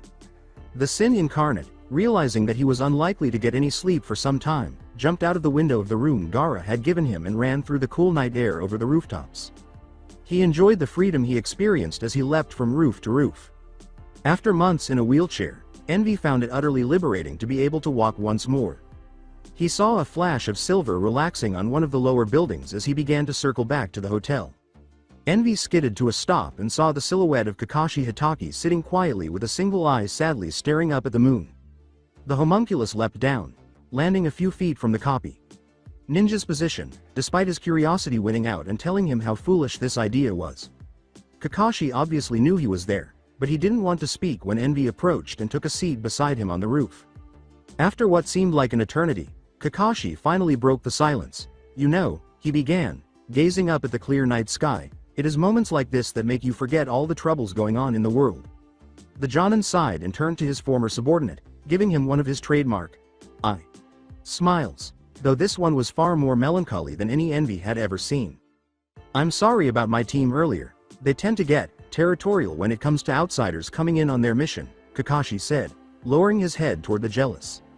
Envy waved him away, dismissing the uncomfortable and worried feelings he was experiencing due to his former sensei's actions. Don't sweat it. They're assholes and I'm an asshole, so it all worked out, he said. Yes, it has been a while since I've seen Sasuke and Sakura get so ruffled. Last time I saw them get like that was with... Kakashi chuckled dryly, then interrupted, a sorrowful expression crossing his masked face. Observing the shift in behavior, Envy made the decision to lighten the atmosphere by saying, you know, I actually met your team a long time ago. Kakashi's single eye took on a faintly intrigued expression. Oh really? He asked. That's interesting, but I don't seem to recall ever meeting you before today, Elric. Nodding, the homunculus replied, yeah, but like I said it was a while ago and we didn't meet for long. I actually met that little blonde loudmouth you had with you before. He seemed like a moron but still better than the Three Stooges from earlier. So that's at least part of the reason he's been so down, Envy thought as Kakashi's expression changed to one of pain. The guilt of my death has been with him for the past 3 years, isn't it? Hopefully, I'll be able to get him to stop it quickly. In an attempt to learn more about his former teacher, Envy went on. I do remember you seemed a lot livelier last we met though. So, what's been eating you? I'm not one to judge, so you can tell me if y'all want to. After a moment of surprise, Kakashi sighed again and ran a hand through his silver hair that defied gravity. He ran a hand over the back of his covered neck and said, so it's that transparent, huh?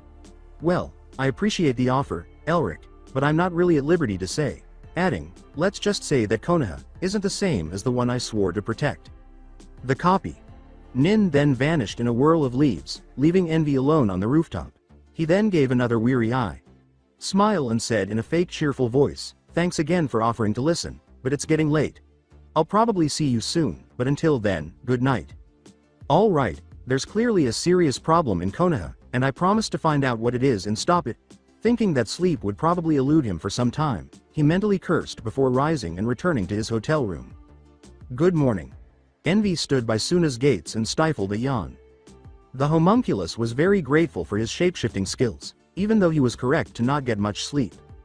This allowed him to conceal any signs of hesitancy, such as the bags under his eyes. The two Sand siblings had come to say goodbye, and he stood in front of them. The Konoha ninjas were still asleep because Envy wanted to start early so he wouldn't have to face them again until he was ready.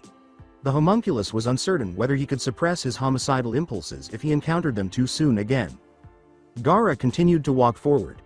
I guess this is goodbye for now, my friend. On behalf of all the citizens of the Hidden Sand, including myself, I want to thank you once more for all of your help and to tell you that we'll be your allies from here on out. Envy grinned before raising his arms and saying, it was no problem, Gaara. We Jinchuriki gotta stick together, ya know? Though I'll hold you to that ally deal. 'Cause I have this feeling it'll be necessary in the near future. Oh, and make sure you tell Shukaku to behave, because Kyuubi said, and I quote, get your sandy ass in line, you damn bastard Tanuki. Don't make me go old school on you like I did when we were kids. Gaara smirked back and extended his hand for a handshake. Since it had been centuries since he had last taken someone's hand out of friendship, Envy initially appeared hesitant to accept it, but the two longtime friends were rekindling their friendship with a little prodding from Gaara's sand. Envy waved casually and took off over the sands at Chakra. Enhanced speeds, heading for Grass Country, his next destination. Bridge of Tenchi. A proper mouth would have allowed Envy to smirk at this moment. Rather, he was now wearing the wooden, hunchbacked form of Sasori's puppet armor, which he had worn when he first confronted the puppeteer. After leaving the Sand Village a few days ago, it was now time for Sasori to meet with his spy for Orochimaru. Envy was sure he could get any information out of the spy because of his perfect transformation, his ability to conceal his chakra signature, and his knowledge of Sasori's demeanor from his battle with the missing Nin. Additionally, he could always employ more convincing techniques to get information if that didn't work. The disguised homunculus stood in the middle of the bridge, waiting for this spy to arrive. Before anyone arrived, dusk had fallen and stars had begun to fill the sky. A hooded figure moved slowly and carefully toward the middle of the bridge. Jealousy, a disguised sin, crept forward to confront the suspected spy. As soon as they were just a few yards apart, the two stopped and stood silently for a short while. "It has been a long time, Master Sasori," said the figure. Envy would recognize that voice anywhere, and his eyes widened in surprise before narrowing inward. Kurama pondered from the seal. HMPH. Of all the people it could have been, I'd never think it'd be that bastard. Indeed it has, Kabuto, Envy said, ignoring the fox for the moment and speaking in Sasori's solemn tone. The figure lowered his hood to reveal Kabuto Yakushi, Orochimaru's right hand man and chief spy, who had gray hair and glasses. When he and Jiraiya went to get Tsunade back, the part of Envy that was still Naruto gave a low growl to the traitorous rat that had almost killed him. Even though the man hadn't changed much in the past few years, Envy was certain that his fighting abilities were as deadly and razor-sharp as they had been when they had last met. "This won't be easy," the jealous complained to himself. "Just stick to the plan, brat. If all goes well, he'll spill all he knows before he even realizes you're not Sasori," Kurama told his guest.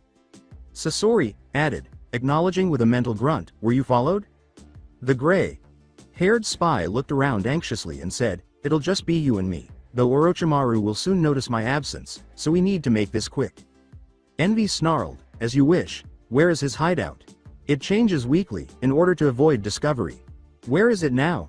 "Here, in Grass Country." "I see." Kabuto concluded by holding out his hand expectantly and saying, "Yes, now give me the item you promised me. I've been here too long as it is. I'm a dead man if I get discovered." Envy thought, "I guess we'll go on to plan B, very well." A sickeningly familiar smooth voice sounded across the bridge as the Sin incarnate pretended to reach inside his cloak, ready to jump and hopefully subdue the spy. Orochimaru said as he crossed the bridge, "My, what an interesting conversation. Would you mind if I joined in?" "Wow, what baskets." When Envy saw the former Sannin, he shouted in his head, "This plan is already doomed." While maintaining Sasori's appearance, Envy said, "Orochimaru, you haven't changed." "Kukuku, I remember that garb Sasori. So many fond memories," Orochimaru said, laughing and using his unusually long tongue to lick his lips. When the Sannin appeared, Kabuto jumped over to Sasori's side in an instant. He appeared to assist the homunculus in the battle against the former Leaf Ninja at first, but in a scene that was nearly too quick to follow, the Sound Nin thrust his hand, covered in a chakra scalpel, at his purported master's head. Under the cloth mask covering his mouth, Envy barely managed to jump out of the way before the scalpel grazed his cheek. Envy hurled himself away, glaring at his two enemies as he quickly healed it beneath the mask. The changed homunculus snarled, prolonging the act. "I see that any hold I once had on you is now gone, Kabuto," it said. "You never had one," said Kabuto in a serious tone. "Well, I'm honestly glad to have the both of you out in the open. It'll make killing you," Envy said, deciding to bite the bullet. He then shifted his body back to his normal human appearance in an arch of alchemical lightning, too, and concluded, all the more entertaining, in his normal voice. For a brief moment, the two villains were taken aback by the abrupt change in what they had thought was the rough puppeteer. But soon Orochimaru's yellow eyes blazed with curiosity, and his face returned to its sickeningly serene appearance.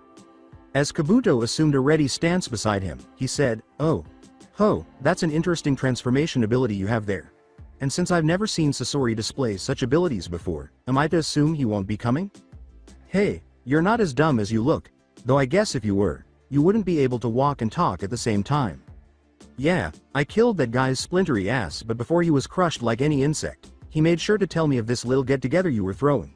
I figured I'd stop by and say hello, Envy boasted, grinning broadly despite the nervous, excited feeling in his gut. He then turned both of his arms into blades and held them in a cross position in front of him for protection. I also thought I'd remove a certain pale blotch out of existence while I'm here, he said. Orochimaru hissed, then regurgitated his sword and aimed it at the reincarnated shinobi. Kukuku, I see. Well, if you were able to match Sasori like you claim, then maybe you can entertain me for a bit. After all, I'd like to give this body one last workout before I'm done with it. When Envy charged at the two, he screamed a war cry, "Bring it, ya bastards," despite the odds being against him. However, when did the odds never work against him? Sannin and Homunculus clashed like steel. As Orochimaru applied pressure to his reshaped arms, Envy let out a grunt. The man was thin, but that didn't mean his strength was to be laughed at. The jealous caught a glimpse of Kabuto standing on either side of him, his hands glimmering with chakra scalpels. Envy rolled under the spy's attack after shifting his heavy weight back and using the momentum to deflect Orochimaru's blow. Envy used his brief gap to jump back and regain some ground, then kicked the man in the diaphragm. He growled with annoyance as he looked at his arms, turned blades and saw the dents and chips there.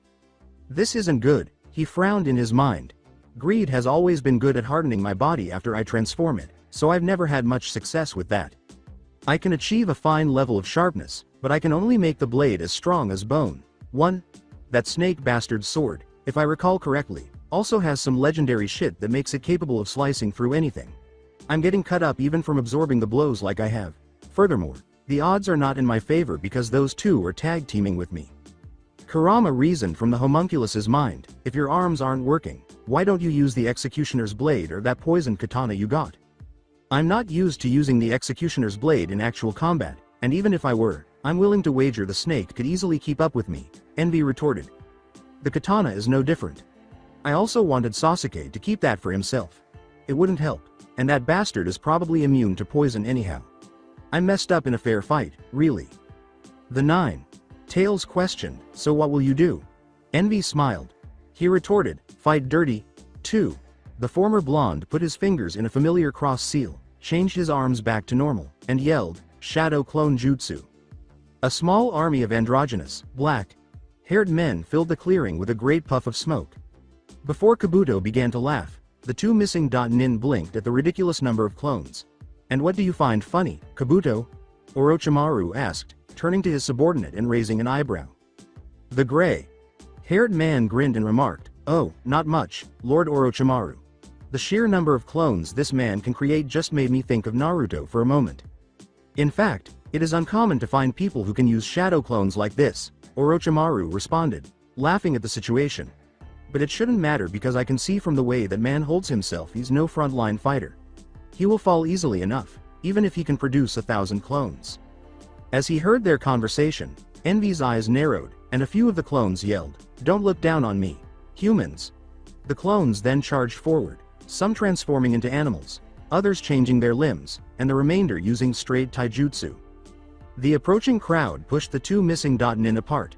While the other half of the Envy clones surrounded Orochimaru, the other half circled Kabuto. He was confronted by 3 clones that had been transformed by the Sannin. A bear, a tiger, and a lion.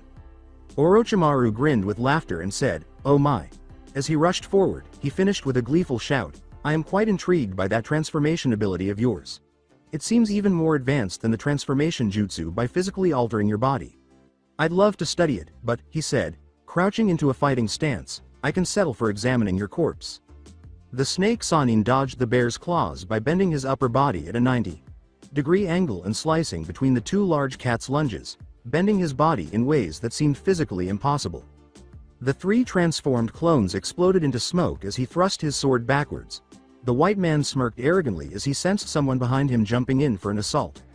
Orochimaru waited until the very last second before turning and blocking the attack with a cross-armed block, but when he realized who his assailant was, his smug expression changed to one of surprise. Clad in full battle gear, Hiruzen Sarutobi pressed his oversized staff against his former student's defense, his aged face unreadable. After 3 years, the man who had been dead then spoke. You disappoint me, Orochimaru. Not only have you ignored all my teachings, but you've even failed to destroy Konoha when you had the chance. I should have known you were a failure. Envy, disguised, thought to himself, that's right, you pathetic worm, freeze up. You're not so arrogant now when you're fighting someone you believe you killed, are you? He was thinking that when his legs were abruptly and literally severed from under him. What the F and dollar hash? Envy swore as he changed back, the clone that had changed into the staff dispelling and his legs growing back. Envy looked up and was startled out of his reverie by Orochimaru's icy voice. Oh, so it was the real one I hit this time? Even though the snake Sannin was still grinning superiorly, Envy could tell that he was furious because he was now standing above the fallen homunculus. It was a good effort, trying to change yourself into my former sensei and get me to lose my composure, but an ultimately futile gesture. I know that foolish old man is dead and gone seeing as I did it myself, and I'd have no quarrels in doing so again. Now. At this point he rested his blade on Envy's. Will you come quietly, or shall I start field testing the limits of your healing abilities? Envy frowned initially, but then a playful smile crept onto his face. A number of snakes wound themselves around the androgynous man's arms, legs, and neck before Orochimaru could wonder what he was planning. As the snake tightened like a noose around his throat, the traitor hissed, "What is this?" The jealous gloated as he got to his feet, saying, "Hey, I'd figure one of the great Sannin like yourself would recognize when someone's distracting them." Then he signaled Orochimaru to turn toward the snake's source, and to his astonishment, a number of the Envy clones had changed their arms into the snakes that now restrained him. As Orochimaru's grip tightened again, Envy mockingly asked, "Now, what to do with you? Should I just kill you now, or take you to one of the hidden villages and cash in on the bounty placed on your pasty ass?" After a brief moment of apparent struggle, the snake man appeared to dissolve into the mud. Mud clone. What a waste. Envy began frantically looking for his enemy while mentally cursing. However, he didn't have to wait long because he heard a muffled cry of, striking shadow snakes. Coming from below him. The ground then erupted, and a large number of snakes sprang up, trapping Envy and his clones. The ground moved, and Orochimaru emerged from the center of the space like a mad groundhog, his face the epitome of laughter. Kukuku.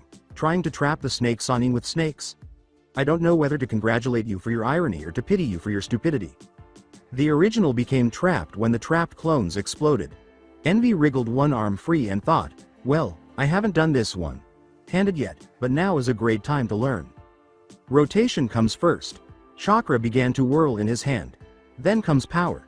The chakra's input rose. And at last, stability. Wisps of chakra began to emerge from the chakra, indicating that it was still noticeably unstable even as it began to condense into a bright blue ball. Rasengan. Envy yelled the final line aloud as he pushed the varying attack into the snakes that were securing him. This will have to do. An explosion of chakra engulfed the snakes, instantly killing and shredding them with a resonating boom. Unfortunately, Envy was also caught in the blast of the explosion's backlash, which sent him tumbling along the landscape over tea kettle. The former ninja was covered in multiple third-degree burns that began to heal right away when he pulled himself up. He winced as the last of his burns disappeared, leaving his body free of wounds. Ow. Note to self. Practice getting the damn Rasengan to work one-handed. When Orochimaru's smooth voice echoed behind him, Envy turned to see the pale man standing next to an earth clone going through hand seals at hazy speeds. Most impressive, boy. He concluded, now let's see if you can escape this. As the two retreated to launch an assault. All Envy could think was, shit. While one Orochimaru released a stream of wind, the other released a gigantic fireball. When the two attacks came together, the former blonde and the surrounding area were engulfed in a huge carpet of white-hot flames. Before the fireball burst into a spectacular explosion, Envy's scream of FFFFFFFFFFFFUUUUUUU could be heard for miles around. Orochimaru's mud clone disintegrated as the dust began to settle, and he turned and left. I guess my old battle lust must have resurfaced during the fight. Oh, well, maybe there will be a burnt-up husk I can examine. Now, to see how Kabuto is doing, Orochimaru sighed before turning to face his right-hand man, who was still fending off clones. Pity that it had to end like that. I wished to study him before disposing of the remains. The scientist was alarmed by this because the clones ought to have died along with the original. That might only indicate A hand containing a Rasengan exploded out of Orochimaru's chest, and he coughed up blood. The man turned his head shakily and saw that the hand was attached to a long arm that extended back to a miraculously living Envy. The homunculus's skin was blackened by the flames and burned off to the bone in numerous places, giving the impression that he had seen better days. But his eyes, still intact, glowed with a malevolent hatred. The man's wounds began to sew themselves together at an amazing rate, and Orochimaru saw arcs of red lightning move along his body. You really shouldn't have done that. I've had some bad experience with fire recently, and that attack just reminded me of it. So in short, Envy said in a voice dripping metaphorical venom as soon as his throat, which had been burned out in the blast, had healed. When Envy snapped the fingers on his free hand, 20 clones erupted from the earth, each clutching a recognizable spinning orb as they surrounded the air above Orochimaru. Envy concluded, "You royally pissed me off," as the clones surrounded the still impaled man. Envy was treated to the sight of Orochimaru's skin lying where he had once stood like a limp paper bag after there was a splash of blood and the clones retreated. When the jealous incarnate saw that the man had escaped his attack like the snake he was, he let out a fierce growl. The trees behind him began to rustle, and Envy screamed as he changed his still elongated hand into his actual form and used the strong limb to completely crush the few trees that were in his immediate vicinity. But Orochimaru appeared to want this, as his neck extended and his head emerged from behind one of the downed trees. Envy tried to duck, but the man's blow was too quick. With his sword still in his mouth, the Sannin managed to stab the homunculus through his left lung. Envy coughed up blood as he used his glare alone to try to kill the insane ninja in front of him. I must say, this has been quite entertaining. It is rare for me to encounter someone who is as durable, if not more so, than I am. 3. It threw me off slightly, but now this is where the battle ends. I'll make sure to make good use of your corpse, Orochimaru said clearly, even though he was holding a sword in his mouth. Then, he swiftly pulled the blade out of Envy's chest and, with a smooth motion, sliced his head clean off. Orochimaru swallowed his blade again as his opponent's body fell backwards, then started to move away. But his amber eyes widened in shock and he stopped at the sound of crackling electricity. He hissed, "Impossible," and turned around. Envy's head was indeed reforming. Like a hideous plant, a skull, blood, tissue, and finally skin emerged from his neck. He groaned in frustration as the last of his hair reformed. Envy stretched his neck sideways and squinted one eye at the Sannin. He straightened up and grunted, "Do you have any idea what a bitch it is to grow my damn head back?" As the pale man licked his lips with his unusually long tongue, Orochimaru gave Envy a look that made her shiver. "It seems I've misjudged you. That healing ability of yours, it is quite unique. I'd even almost go as far as to say you're immortal." Envy, uneasy with the man's appearance, remarked, I'm not immortal, just really, really hard to kill." Orochimaru started, "Anyway, I've now decided," and then he charged at the homunculus, saying, "I'll be taking your body now." How about no, you crazy snake bastard," Envy retorted, attempting to retreat from the approaching stalker. But Envy couldn't keep up with Orochimaru's speed, and he quickly had the younger-looking man by his throat in midair. Holding up Envy's heavy weight with seemingly little effort, Orochimaru laughed and asked, "Kukuku, now, any last words before I take your body for myself?" Envy wheezed, "Yeah, cough, go screw, gack, yourself." Then a cunning grin appeared on his face and he whispered, "Boom." That caused a magnificent fireball to rise from the exploding tags Envy had concealed on his body. Envy was once again covered in burns, with only one arm remaining and no legs, and was visible crawling along the dirt as the dust settled. As his wounds healed once more, Envy gasped, "Not, my best move, but with limited options I had to make do." Still though, Envy laughed, "That'll teach that bastard not to mess with me. Bet he never even thought I'd blow myself up like that." A hissing voice behind Envy said, "Indeed I didn't," and he turned around, his purple eyes widening. Envy muttered, "Shit," as he observed Orochimaru's new look. He no longer even had a manly appearance. Rather, the Leaf Ninja looked like a huge white snake with scales composed of smaller white snakes. The only part that resembled the man it used to be was the head, but it was so distorted and twisted that it was unrecognizable. "I must congratulate you, that last attack took out the remaining strength of my old body. I had assumed that you tried avoiding damage and wouldn't make such a desperate gambit. A mistake on my part.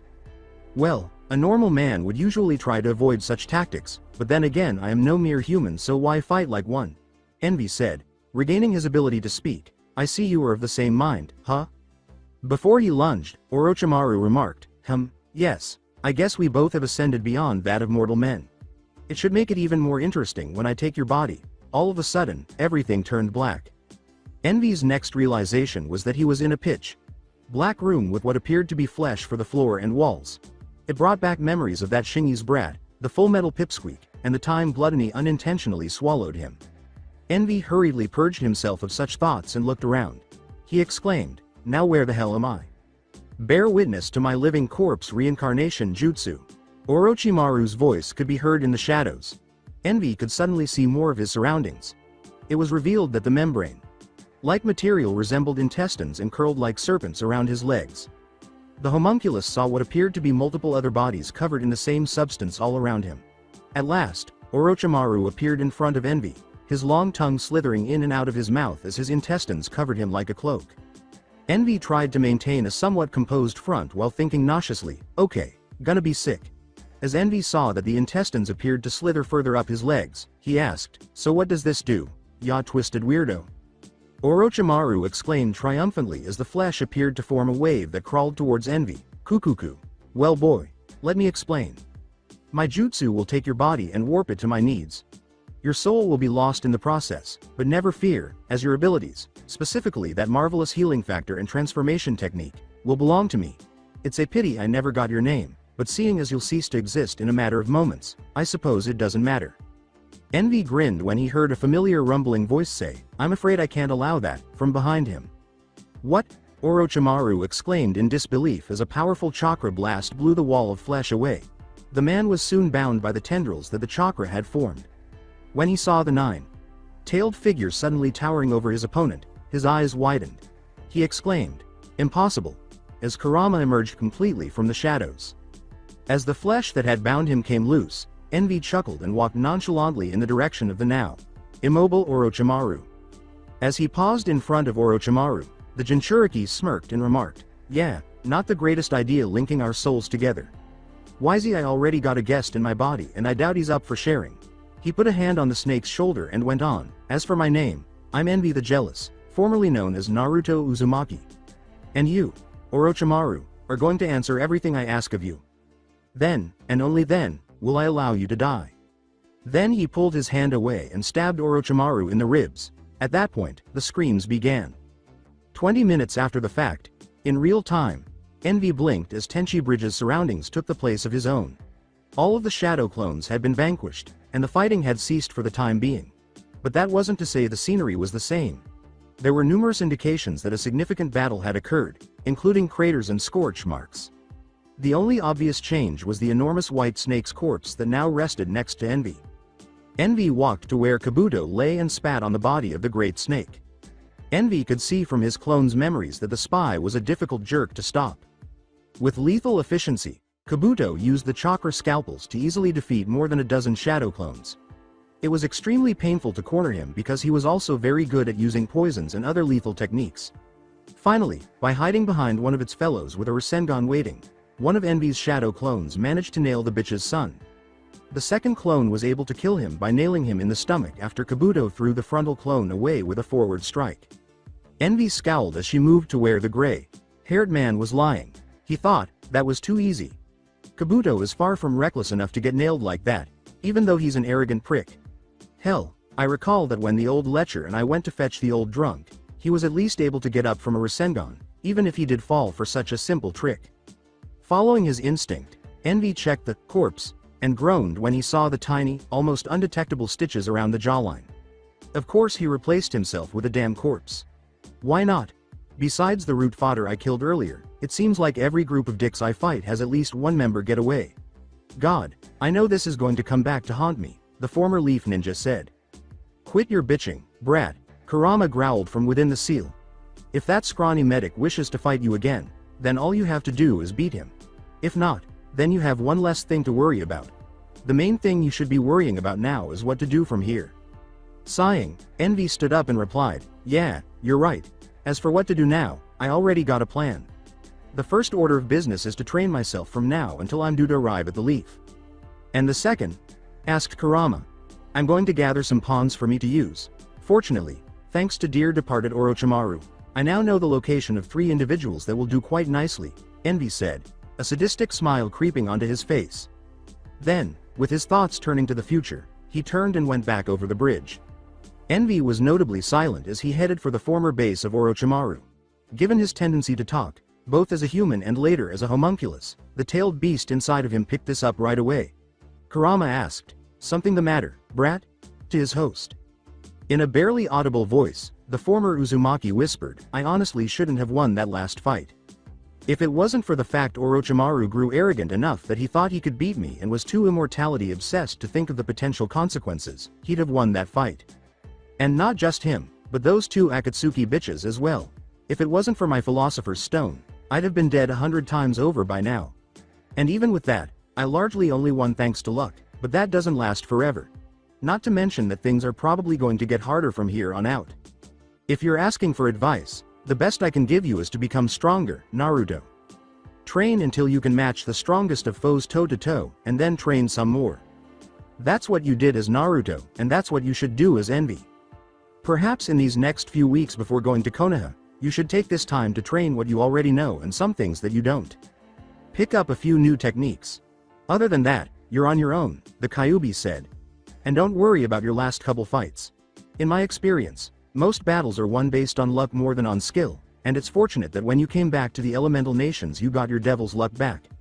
Besides," at this, he cracked a wicked grin, "I could tell you enjoyed your little interrogation session with that pale worm." As he recalled how he persuaded Orochimaru's soul to divulge any information he could utilize, Envy's thankful smile turned into a snicker. To be honest, it had been too long since he had experienced such a therapeutic torture session, in a number of ways, considering the homunculus's prior encounter with the snake Sannin. The androgynous homunculus gladly complied with Envy's request to kill the ostensibly immortal Snake Man by the end of it. Payback is fun, which is why Mustang went ape shit on him. Envy's information from Orochimaru was invaluable in and of itself. He was able to obtain blackmail material on a number of influential political figures, learn more about the Akatsuki's objectives and members, and made a note to keep an eye out for their leader until he was well and truly prepared, learn about some of the dirty laundry of the elemental nation, and, most importantly, learn the locations of the Sannin's hidden bases. Envy could acquire more weapons, allies, and intelligence there. This led the Sin Incarnate to where he is now, a secret laboratory where one of the individuals Orochimaru had kidnapped over the years because they were useful. When Envy reached the secret door, she saw a hidden seal lock on it. It seemed that the only way to open it was to have a matching chakra signature. Fortunately, the shape changer was unaffected by this. After a moment of red electricity crackling, Orochimaru was standing in front of the door, channeling his chakra through it and pressing his thumb against the seal. Envy's shapeshifting ability allowed him to perfectly imitate a person's chakra signature, which had been very helpful to him back in Wave when he had been battling those root ninja. It appeared to be sufficient to fool the door's seal as well as any sensors. The lab was soon visible through the stone walls. The homunculus shuddered as it passed through the former Sannin's laboratory. Yeesh, this reminds me way too much of those labs that father had built for the promised day. Those places always gave me the willies. He went past room after room, each one piled high with different experiments and scrolls. With Orochimaru dead, Envy knew that the labs would soon turn into a free dot for dot all among his subordinates, and he couldn't help but snicker. According to Envy, the ensuing chaos would probably tear this place and the other labs apart, which would be a poetic justice for Orochimaru's legacy. And the ensuing battle would surely be felt across the elemental nations, and Envy thrived on that kind of conflict. Naturally, prior to all of that, the jealous decided to seize anything he thought would be helpful to his cause, whether it was blackmail or jutsu scrolls. He flourished in circumstances like this. At last, the boy with the feminine appearance located the room that Orochimaru had mentioned. The room was rather large and empty, but there was a big test tube with what looked like water in the middle of it. "Suigetsu, I presume?" Envy said as she approached it. After a few seconds of silence, a young man's face emerged from the water. He had flowing white hair, shark-like teeth, and violet eyes. "You know, if there wasn't actually anybody in here, you'd probably feel pretty stupid talking to a tube of water," the face said, snickering at his own joke, and flashed Envy a fanged grin. "So what can I do ya for, stranger?" Envy grinned. According to what Orochimaru told him, Suigetsu was a seven swordsman of the Mist protege who was en route to joining the group full time when he was taken in by Orochimaru during the civil war in the Mist. It seems that Orochimaru appreciated his clan's ability to liquefy their bodies through a technique. Suigetsu himself was said to be violent, irritable, and frequently a sadist. To put it briefly, he was ideal for the homunculus's plans and a shinobi after Envy's own heart. With his arms folded across his chest, Envy smiled broadly at the liquefied teenager. Well, since you were so gracious to ask, how does becoming my teammate and helping me turn Konoha on its head sound to you? After staring at him for a while, Suigetsu burst out laughing uncontrollably. This continued for a few moments before he managed to gather his thoughts. He sighed in satisfaction and then smiled mockingly at the homunculus. "Oh, I needed that," he said. "Gee, as tempting of an offer as that is, I'm afraid I'm going to have to pass on that. See, there's this whole problem with being the prisoner. Experiment of the senior psycho snake. Plus, even if I wasn't a lab rat, what makes you think I'd ever follow you?"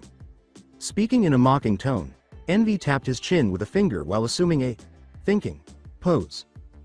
Good point. Well, for starters, I was able to kill that snake bitch already, so that covers your first problem and does a good deal to answer the second, no? Suigetsu questioned skeptically, "You killed Orochimaru? For some reason I have trouble believing that." That made Envy smile, and he swung the bag he was carrying off his back. Envy reached in and revealed the severed head of Orochimaru's actual form to Suigetsu. Happily, he said, "Believe me now." Suigetsu mumbled, "Huh," before flashing his arrogant smile again. "Well, congratulations on skinning that damn snake, but don't get so high and mighty just yet. Most of us that old fart had locked away were just waiting for the right moment to end his pathetic life. In fact, if any of us got the chance to get close to him, I'm sure that bastard would have been dead years ago. So while I'm thankful y'all got the job done, it'd take more than that to get me to follow you." At that, Envy rolled his eyes in his head. Suigetsu was playing hard to get, but he was genuinely interested in his offer, based on his tone. Envy pulled out the executioner's blade in his wrist seal, recalling what he had learned about the young swordsman. "Well, how's about I throw this into the deal? I got it a while back at Zabuza's grave, but my skills with it are rusty at best. I had heard you were planning on gathering the 7 swords to reform the swordsman, so why not start with this?" Envy said, seeing that he had Suigetsu's full attention. His smile darkened. "And you can have plenty of targets to practice on in Konoha if you follow me." A sardonic smile appeared on the Hazuka's face after he appeared to consider this for a short while. His face briefly became serious as he continued, "But know this. You get in my way to the other swords, and I won't hesitate to cut you down as well, boss. Okay buddy, you got yourself a deal." Envy's smile matched the one. He swung the sword back and said, "Now let's get you out of that glass prison, shall we? Fine by me. I'd hate to think I was recruiting a pussy anyway." He then cut the tube in two, causing the lower portion to break on the ground and the water to start dripping out. After briefly forming a puddle, Suigetsu's liquid form pulled itself together to form his entire body. With a slack grin, the white-haired teenager stretched while Envy gave him the executioner's blade. He yelled, "Hey, now this is more like it," and then turned back to face his new boss. "So where to next?" Envy complained as he avoided looking at Suigetsu's nude body. "First, we're going to get you some clothes. I've seen more of you in the last 8 seconds than I had ever wanted to see you in my entire life," he said. Before heading into the main lab to see if he could find some clothes, the adolescent looked down at his nudity, then back up at Envy and shrugged. He seemed to be someone who was at ease with his body and didn't mind showing it off. As he adjusted the big sword on his back, Suigetsu complained, "So remind me, why are we recruiting the bitch and the psycho again?" Days had passed since the former Uzumaki had hired the swordsman, and now the two were outside yet another of Orochimaru's former hiding places, this one constructed more like a prison than the others. Envy rolled his eyes in response. "Like I said at least a dozen times before, they both have skills I think would be useful to me. Plus, even if I didn't want them to join me, this also gives me the perfect opportunity to spread the word about Orochimaru's tragic passing. We release the prisoners, tell them the good news, and soon everyone from here to the Land of Iron will have heard it." Suigetsu's eyebrow went up. "And exactly why do you want people knowing who wasted the snake?" They laughed, the jealous. He then swiftly transformed into Orochimaru, frightening Suigetsu before using his chakra to open the sealed door and enter, then changing back to his original form. "Let's just say it's a part of a long-term goal and leave it at that. Now," he said. Then he pointed to the door, which was now open. "Shall we?" Suigetsu muttered, "That still creeps me the hell out," as he walked into the structure. The teenager was still unnerved by the man's strange ability. but luckily had already witnessed Envy's shape-shifting ability earlier. The homunculus grunted, "Just get moving," as the two moved through the base. They soon arrived at the holding facility where the subjects of Orochimaru's experiments were detained. While some appeared to be largely unaffected, they were afraid and undernourished, and the majority were in the second level of the cursed seal of heaven that the man had made. The inmates started making an unholy commotion as soon as they saw the two men enter. The two men moved through the lab as if they owned it, unfazed by the yelling, swearing, and sobbing. Envy approached the keys after spotting them on the wall and proceeded to the closest prison. The inmates appeared to become more agitated as the homunculus got closer, but they calmed down when he slammed his leg against the bars, creating a ringing sound that echoed throughout the base. Envy forced a kindly smile, since he had the prisoners' full attention. He twirled the keys between his fingers as he said, "Here prison bitches." In a cheerful tone. "Bet you're wondering what the two of us are doing here, huh? Well, in order to satisfy your curiosity I'll tell ya. I'm going to be letting you all go. Now you're probably wondering. But wait, isn't Orochimaru going to stop us? Well, the thing of it is, me and that pale bastard had a bit of a disagreement, so he will no longer be joining us for the rest of his life. Which means as soon as I unlock these cages, you're all free to do whatever the hell you want. I'd recommend going to either Suna or Wave though, and avoid the shithole that is Konoha. Now, in return for releasing you, I do have one tiny request to make." Over the cacophony of noise that had erupted the moment Envy brought up Orochimaru's death, one of the inmates shouted, "And what's that?"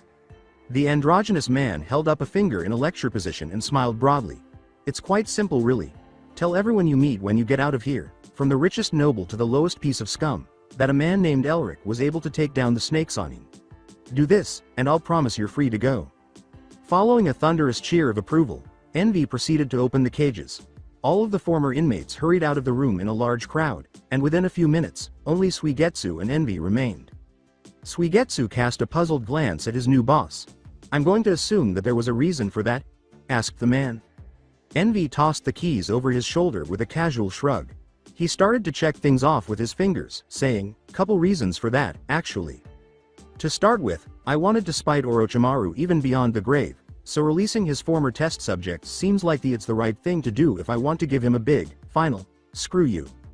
Second, that snake bastard had a lot of enemies throughout the elemental nations, so by having the word spread that I was the one to kill him, I will most likely gain their respect and possible support in my future endeavors. Third, both Suna and Wave have had problems with Konoha just recently, so by sending superpowered test subjects their way, I'm also giving them added protection. Finally, it's to gain the attention of Konoha. They already are interested in me for my stopping of the Case Cage's kidnapping and killing of 2 Akatsuki members. So by killing one of their most famous traitors, I get into their good graces even faster and am in a prime position to stab them in the back. Oh, and because it was the right thing to do, I guess," he added in an offhanded manner. Suigetsu blew a whistle. "Well, damn. A win-win scenario for you, huh?" Envy let out a wild laugh. "Let's just say that manipulating humans in ways that favor me is something of a favorite pastime of mine." Suigetsu dismissed the information with a shrug. Not like I care. As long as I get someone to cut up and a chance to get the other 7 swords, I'm happy." "What the hell happened here?" a woman's voice cried out from across the corridor. A girl about Suigetsu's age turned out in front of them, her long red hair straight on one side and unkempt on the other. In addition to wearing the attire of a lab assistant, she had glasses over her pink eyes.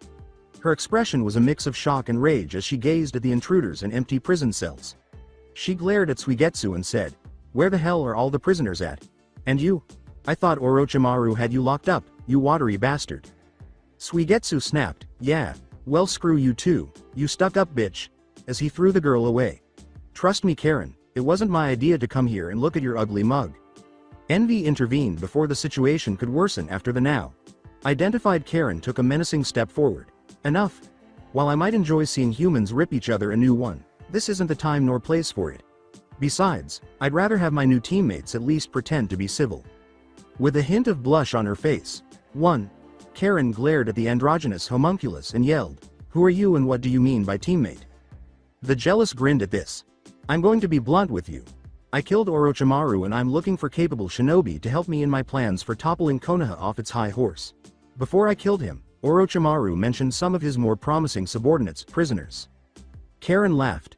"Oh, please, I doubt someone like you could have taken down Orochimaru. That man's not even human enough now to die. I doubt anyone on the planet can kill him. Envy grinned and said, really? Before removing his bag and throwing it to Karen, who caught it. Then whose head is that? Really, I'd love to know. Opening the bag and seeing the snake man's head resting inside, Karen went pale. No way. I can't believe Orochimaru's dead, she stammered, lowering herself slowly to her knees. Her voice faltered as a smile took over her face and tears began to fall from her eyes. I'm so happy, but I have no idea what to do now. Envy leaned over to face the redhead and said, I'll make it easy for you, with a phony smile of amusement. Either you join me and help me take down Konoha, where I can assure you I'll give you a purpose, or stay here and hope that none of the other prisoners we released decide to come back and take their revenge on you for being their warden. This suggestion made Karen look a little queasy, but she got up and straightened herself out. She sneered at Suigetsu and said, well, when you put it like that, there isn't much of a choice now, is there? I'll join you on one condition. She was met with an equally unhappy response. You keep that annoying bastard in check. Faye. The feeling is mutual. You bimbo. Karen tried to tear Suigetsu to pieces, but Envy had to wrap his arms around her waist to stop her. Envy thought, damn, she's strong for her size. It makes me think of the pink-haired banshee. Hopefully, she won't be nearly as awful as she is. From the back of Envy's mind, Kurama whispered, one can only hope, understanding that having two teammates who were always fighting would either lead to hours of laughter or just one huge headache for everyone. Before letting go, Envy yelled, if you're done, to get the two's attention. Now, where in this building can I find Jugo? He said, turning to Karen. Karen looked at this with fear and said, why would you want to know where Jugo is? You aren't thinking of releasing him, are you? In a trembling voice. Envy affirmed, that's the general idea, yes. The homunculus continued to make its way deeper into the base, ignoring Karen's terrified cries that Jugo was mentally unstable.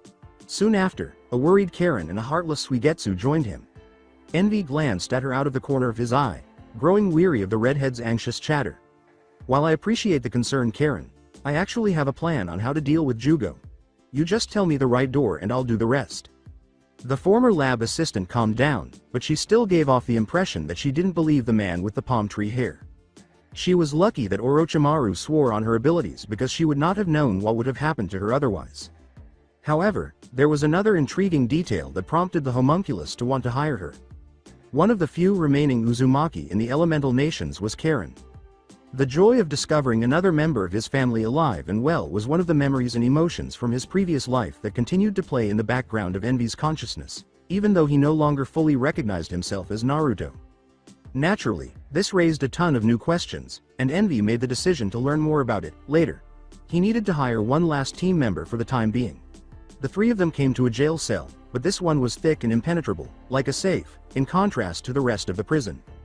To the amusement and annoyance of the silver-haired boy, Karen squeaked, he's in there, as she hid behind Suigetsu to use him as a meat shield. Envy nodded, picked up the keys next to the cell, and opened the door. The room was almost completely dark when he opened it, and the only indication that it was occupied was the sound of breathing. Jackpot! You're dead! Was yelled abruptly by a high-pitched voice that sounded insane. A young man with bright orange hair ran out, laughing hysterically, and ran out as fast as a charging bull. The boy was wearing striped prison bottoms, a weight chained to one leg, and a bare torso. However, his most striking characteristic was that his right arm was twisted to resemble a warhammer, and half of his body was covered in the dark flesh of Orochimaru's level 2 curse mark. However, Envy was covered in the red sparks of his shape-shifting ability before the crazy teenager could get to him. A white-haired teen with noticeable red markings on his face replaced the androgynous, teenage-looking homunculus in a single instant. In a monotone, the spitting image of Kimimaro Kagaya commanded, Jugo, stop. The raging juggernaut abruptly stopped his progress. His mismatched eyes flashed with recognition as he stammered, Kimimaro? In a much more composed voice than before. Envy grinned to himself. The homunculus initially intended to dismiss Jugo after learning that his abilities caused the boy to become mentally unstable after he had interrogated the snake summoner on his most potent pawns. But like gluttony, Envy reasoned, there were likely important figures or words that could soothe the curse mark's creator. After a little more persuading, and more teeth being pulled by Orochimaru, the man finally acknowledged that the only person who had any control over Jugo during his outburst was his now Deceased follower Kimimaro. An idea started to take shape in the former blonde's evil mind as he recalled the bone. Manipulating ninja from his disastrous retrieval mission. When he became the Kagaya, he was happy that his gamble had paid off. The only question left was whether Jugo could be calmed down in this way going forward. The three of them watched slowly as Jugo relaxed and his changed skin gradually returned until a young man with a typical appearance took his place. The boy had burned orange eyes that matched his hair and was tall, perhaps a little over half Sloth's height. He said, How can this be? Lord Orochimaru said you had died, in a much softer tone than before. Envy stood before a startled and perplexed Jugo in his human form with a crackle of lightning. Sorry to disappoint, but he did die. Apologies for tricking you like that, but I figured it'd be the easiest way to calm you down.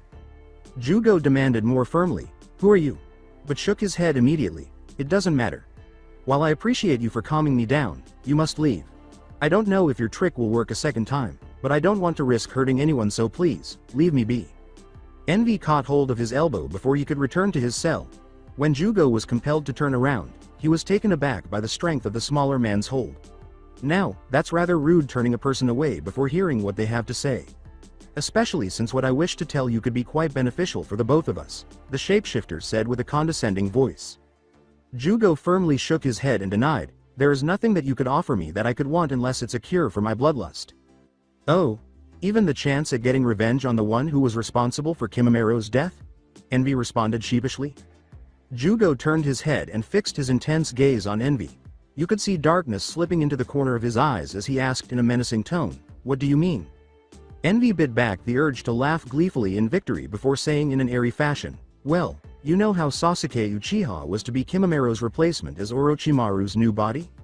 Seeing Jugo nod, he continued, Well, one can't help but think that, if the snake hadn't found a better host, wouldn't he have tried harder to have Kimimaro cured of his illness rather than throw him away like a broken kunai? Not only that, but because of the importance Orochimaru placed on the Uchiha, Kimimaro went on that mission, which undoubtedly sped up the process of his death. Now, I might not be an expert in these sorts of things, but wouldn't it make sense to have vengeance on the ones responsible for your friend's death? I have already taken out Orochimaru, but Sasuke Uchiha still lives, and even after Kimamaro's noble sacrifice, that bastard still stayed with Konoha after he was caught. Willingly, too, if what I heard is true. So, he said, his voice like poisoned honey, do you wish to come with me to make sure the Uchiha pays for making light of Kimamaro's sacrifice? Needless to say, Jugo agreed to join his team with little more persuasion. Envy only pledged to assist in keeping him under control in the event that he went on another outburst and to assist in finding a treatment for his illness. Since father typically assigned him to deal with gluttony when he went on a rampage and lust was unavailable, or when one of the lab experiments went awry, Envy was sure he could handle the first. The slug Sannin might be able to help the boy's condition if and when he found Tsunade, but that was the second thing that might prove problematic. The four-person team was currently standing close to the Land of Fire's edge. A bandit who was foolish enough to attempt to rob the group was taken out by Suigetsu, who was using a whetstone to sharpen his blade. Jugo was standing close to a tree and appeared to be speaking to the birds that were nesting there, while Karen was off to the side inspecting some of the medical supplies they had stolen from Orochimaru's bases. Envy patted one of the scrolls he had taken from Orochimaru's base and tied to his hip with the others, thinking, it's all coming into motion. I have a team, information that might be helpful, a goal, and a soon-be favorable public image. All I need now are the skills to support me, and before the year is out, Konoha will be a smoking crater. You may also want to gather more allies within the leaf itself, Kurama growled. After all, it'll help you destabilize them from the inside, and there are some of your former friends that you wanted to save, correct? It also wouldn't hurt to gain some more information on the political situation within both Konoha and the other hidden villages. It feels way too fishy to me that the daimyo are just letting that mummy and his drones do whatever they please. If you can find that out, you might also gain unexpected allies with the other villages. After considering that advice for a minute, Envy nodded. You're correct. I had father and the majority of the military on my side, which helped me get away with a lot back in Amestris. I'll need to regain enough political support to have a backup plan in case I'm caught early if I want to cause Konoha as much chaos as possible. Exactly, Kurama sighed, then looked thoughtfully.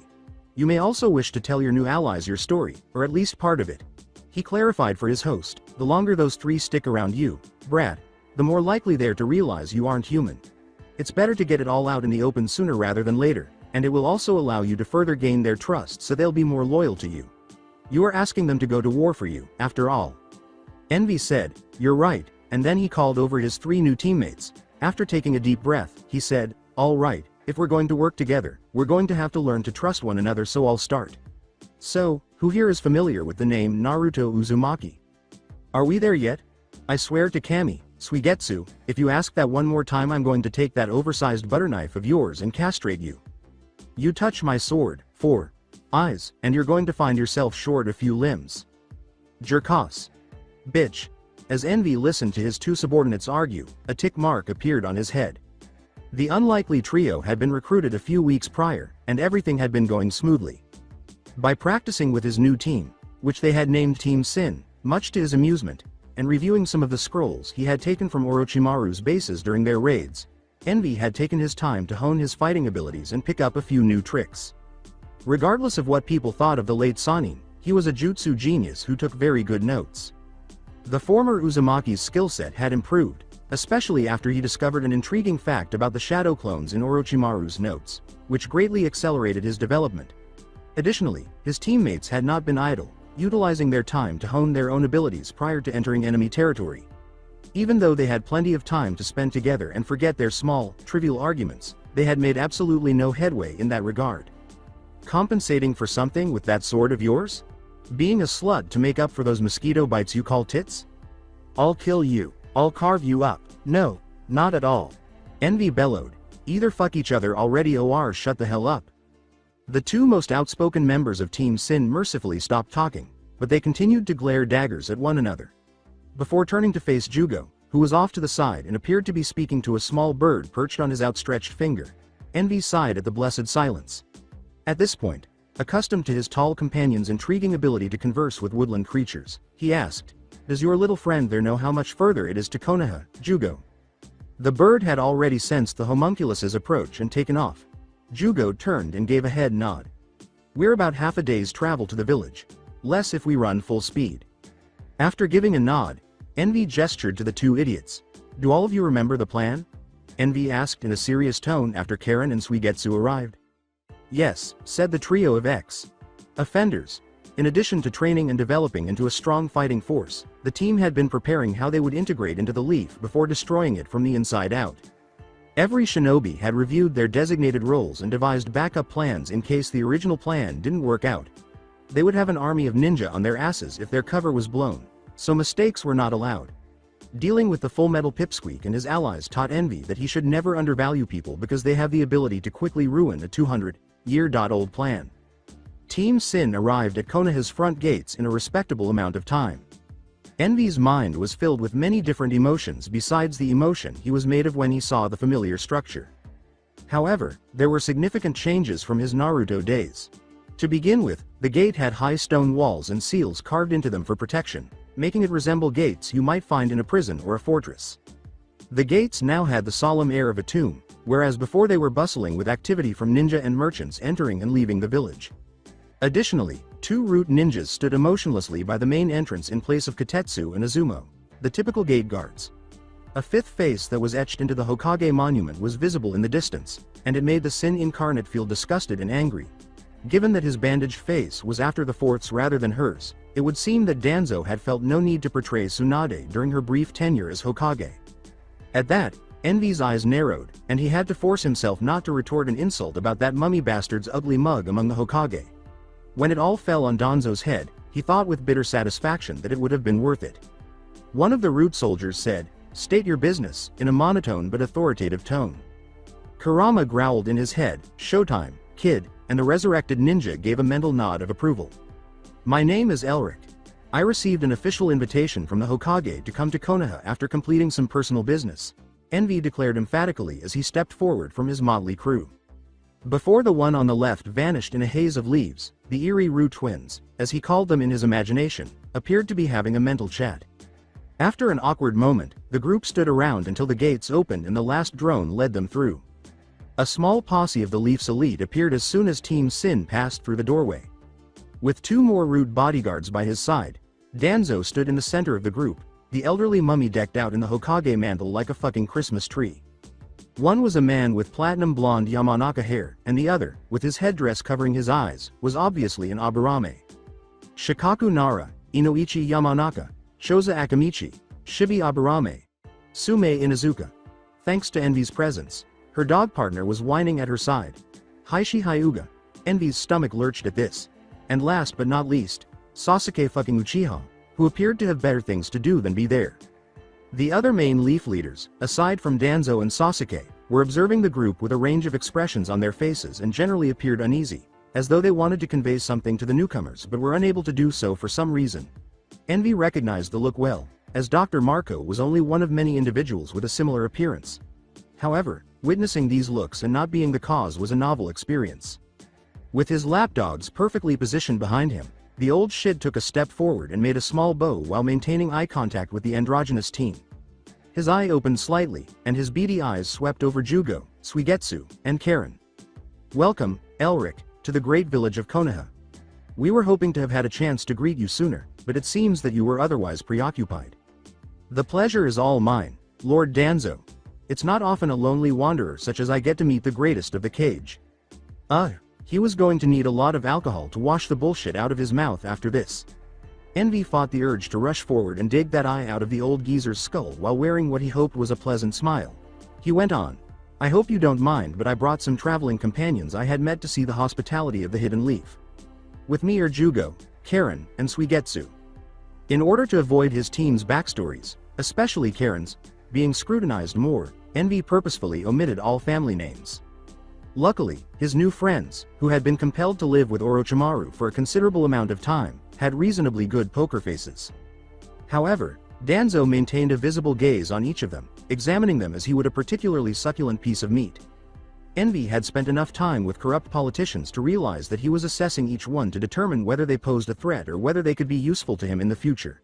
At last, Danzo nodded his head and closed his eye in its characteristic position. I welcome you as well. Elric has shown himself to be a friend of the Leaf by saving the leader of our ally Suna, so it is only right we extend our courtesy to his allies as well, the war. Hawk said with an even voice. At that, Envy almost snorted. The mummy was a master at saying what people wanted to hear, so he had to give her credit. He could only see the lies in every word he said because of his own skills as a master actor.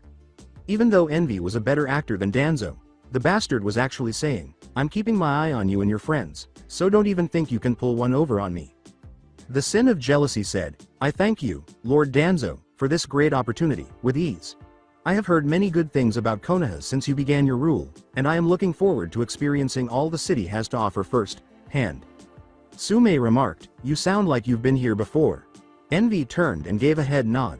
It wasn't difficult for them, given that the people of Konoha pretended he didn't exist for the majority of his human life. Yes, I came here once many years ago when the third Hokage was still ruling. I was young then, and I doubt I'd be recognizable. Many people probably don't even remember me existing. It should be interesting to see what all has changed.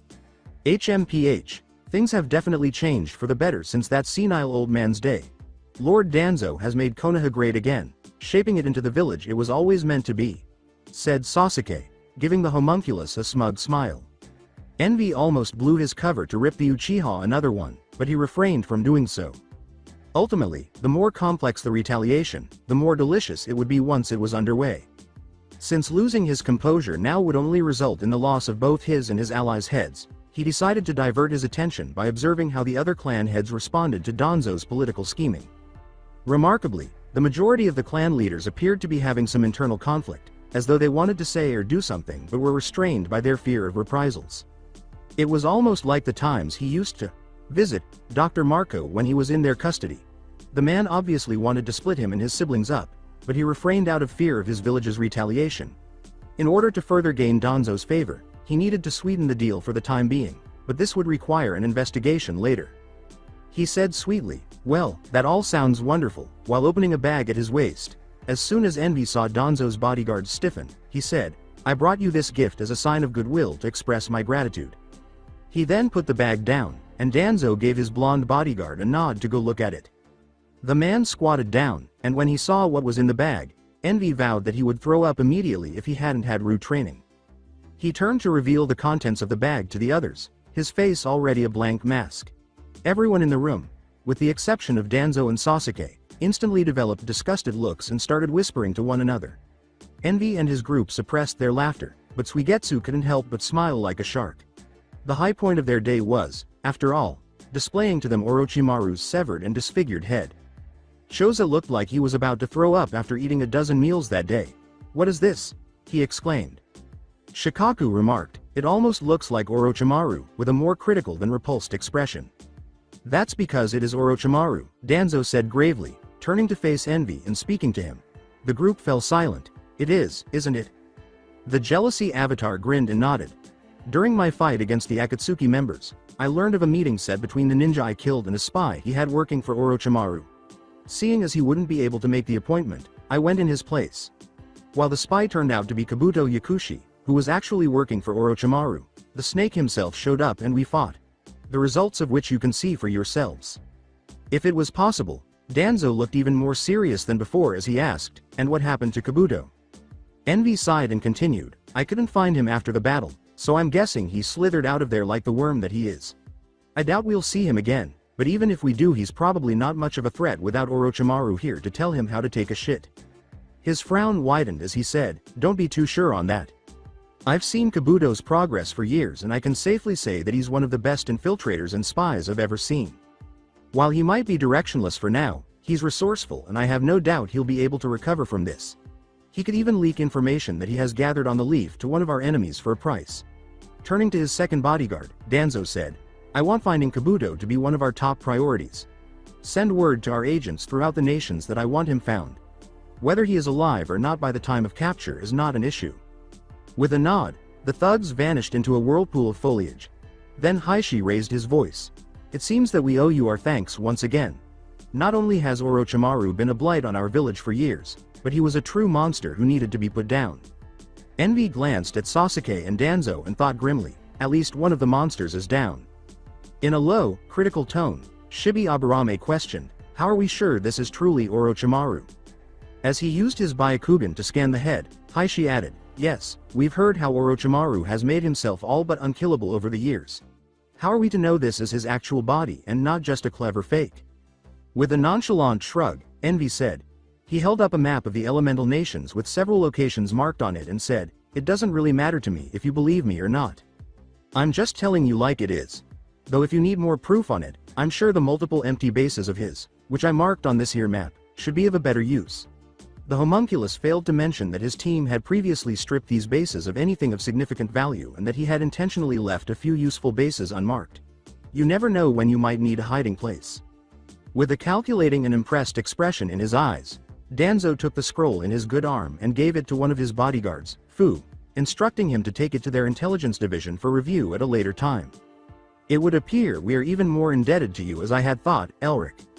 As a show of gratitude, I have arranged lodgings for you in one of the Leaf's finest hotels where you and your companions may spend the night. If you will excuse me, I have other matters that I must attend to." Turning his attention to the rest of Konoha as stated, "One of you should give Elric and his companions a small tour of the village before showing them to their housing. I will call for them early tomorrow." Dismissed. Danzo and his remaining bodyguard then departed, leaving several of the other Leaf ninja to go about their daily lives, obviously not interested in playing the role of a glorified babysitter. In the meantime, Envy was doing everything he could to avoid throwing up or feeling disgusted by the idea of having a polite discussion with that crippled mummy bastard. A part of him also wanted to scream, tear out his hair, or slam his face into everyone in his vicinity. Shikaku Nara, who offered to show him and his group around the village, fortunately provided a diversion. The Sin's mind was immediately alarmed because, if Shikaku was like his son, he would find it too troublesome to put up with him playing tour guide. Then he recalled another feature of the Nara clan, one that was nearly as recognizable to them as their use of shadow-based jutsu and laziness. He realized he was going to try to figure us out. This frightened slacker will follow us around and analyze our motivations as if he were playing a game of chess. The homunculus became aware of this while he and his group were being led by the patriarch of the Nara clan through the streets of Konoha. He gave the others a subtle signal to pay attention to what they said, and they confirmed it with slight head nods. "So, Elric, if you don't mind me asking, what land you hail from? I've seen people from all around the elemental nations, yet I can't recall hearing an accent like yours." Envy, who who had anticipated this question at some point, replied with ease, "I'm actually originally from a small island country located far to the west of the nations. Haven't been there in a while though, because as soon as I was old enough, I decided to go traveling to seek my fortune. The elemental nations seemed like the best option, so I've spent the last few years traveling and picking up some tricks to help me get by." He had devised a vague but acceptable backstory to address all but the most detailed inquiries. Shikaku asked his teammates his questions after appearing satisfied with his response, and each of them provided an edited backstory. Jugo was a sage.in. Training. Suigetsu was a refugee from Kiri's civil war, and Karen was a traveling medic from Kusa. Although the Nara didn't reveal anything, the X.Ninja could tell he was closely examining each of them and their tales to check for any signs of dishonesty. Envy observed the village and its inhabitants as they proceeded with their tour. The village had an oppressive feel to it, though it was nothing like the slums of Amestris or even Wave under Gado's control. As they went by, everyone wore guarded expressions and appeared cautious, as though meeting new people was an unforgivable sin. One thing was clear. This was not the Konoha he had known as a child. Although he would not describe his upbringing as ideal or even respectable, as Naruto, he had observed the populace from a distance and had noted that they all appeared content and carefree. Now the exact opposite was true. Furthermore, there were far more root members than typical shinobi, even though ninja patrolled the village's streets on a regular basis. Additionally, the two groups appeared to be avoiding one another. The group eventually made its way to one of Konoha's bigger structures, which was close to the Hokage monument and tower. After receiving a key, they were shown to one of the upper floors. The guard around the hotel was probably at least twice as many as anywhere else in the village to keep a close watch on the travelers. Not that it'll do them much good, Envy thought with a smirk on his face, so this was probably done to eliminate any chance of one of them slipping out without being noticed. The team turned to thank their guide after being granted access to their opulent hotel room, which probably served as their prison as well. Shikaku shrugged slowly. Don't mention it, he said. It's the least I can do for our distinguished guests. Oh, and before I forget, the village has a sundown curfew, which is in just a few minutes. Only authorized personnel are allowed out on the streets at night, so I'd recommend staying in. Most citizens are usually just given a hefty fine if they're caught, but since you're foreigners, the penalty would be much more severe. Anyway, later. He then turned to leave by waving his hand lightly. Suigetsu joked, "Nice guy," and walked over to the mini fridge. Way lazy, but nice. Holy shit. 700 ryo for a friggin' drink. What a rip. Off. Karen swiftly looked around the room and discovered some secret surveillance equipment. They also added some disruptive seals that they had taken from one of Orochimaru's labs. They would be acting normally and engaging in a totally informal conversation if someone were observing them right now. This whole place stinks, Karen said sourly as she sat on the bed and folded her arms across her chest. And I mean that both figuratively and literally. Did you see the looks of the citizens as we went through the streets? I could tell by just their faces that they know they're practically prisoners here, but are too afraid to say or do anything. It's the same look as many of the ninjas who agreed to work for Orochimaru, myself included. And the chakra I can sense from that Danzo guy. She was trembling. It just felt wrong. Suigetsu sat down on the couch and used his teeth to rip the cap off a beer bottle, asking, "Wrong? How?" "That's the thing. I couldn't quite tell what it was," Karen said, with a thoughtful expression instead of snapping at Suigetsu, which alone demonstrated that something was really bothering her. "At first, his chakra seems just like everyone else's, but when I probed him further, it felt like there was something hidden under the surface. Like a genjutsu was over him or a part of him was sealed away or something. And most of the people in the village's chakra fell off as well, but that just might be because of how oppressive this whole shithole is." From his spot by the window, Jugo whispered softly, "It's not just you. I could hear the animals around here. They feel something is off from this village as well. Like a poison miasma laying across the land and its people."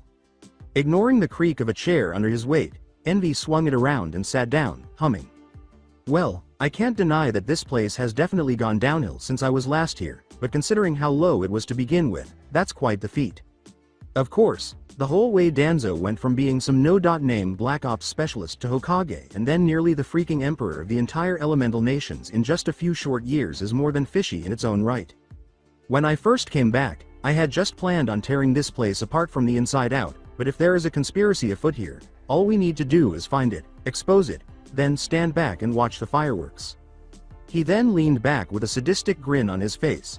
He tilted his head back and cackled maniacally as Suigetsu and Karen both developed sly smiles. And when the dust settles, Danzo, the Uchiha, and anyone else who wronged me will find a knife in their backs as they stare at the ruins of the empire they had built for themselves. But Jugo's attention was fixed on something he noticed on the table close to the door. He pointed and said, "Was that scroll there when we walked in?" That made the three of them stop laughing and turn to see that a rolled up scroll was, in fact, lying on the table innocuously, in a way that was obvious but unobtrusive. Suigetsu was the first to speak. He put his hand on his sword's hilt and started looking around the room as though ninja were about to burst from every nook and cranny. "You think it's a trap? That we've already been found out?" he asked. Envy approached the scroll warily and looked it over, but there were no seals or obvious booby traps. "Kurama, what do you think?" he pondered. The tailed beast answered, "The scroll is clean. I don't see any hidden chakra or malevolent intent." Envy quickly opened the scroll and discovered it to be a straightforward letter.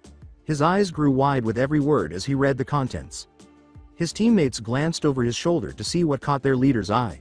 The text on the scroll said, "I have a suggestion for you, Elric, if that is your true name. Our brief encounter allowed me to conclude that your goals ran counter to Danzo's and his regimes.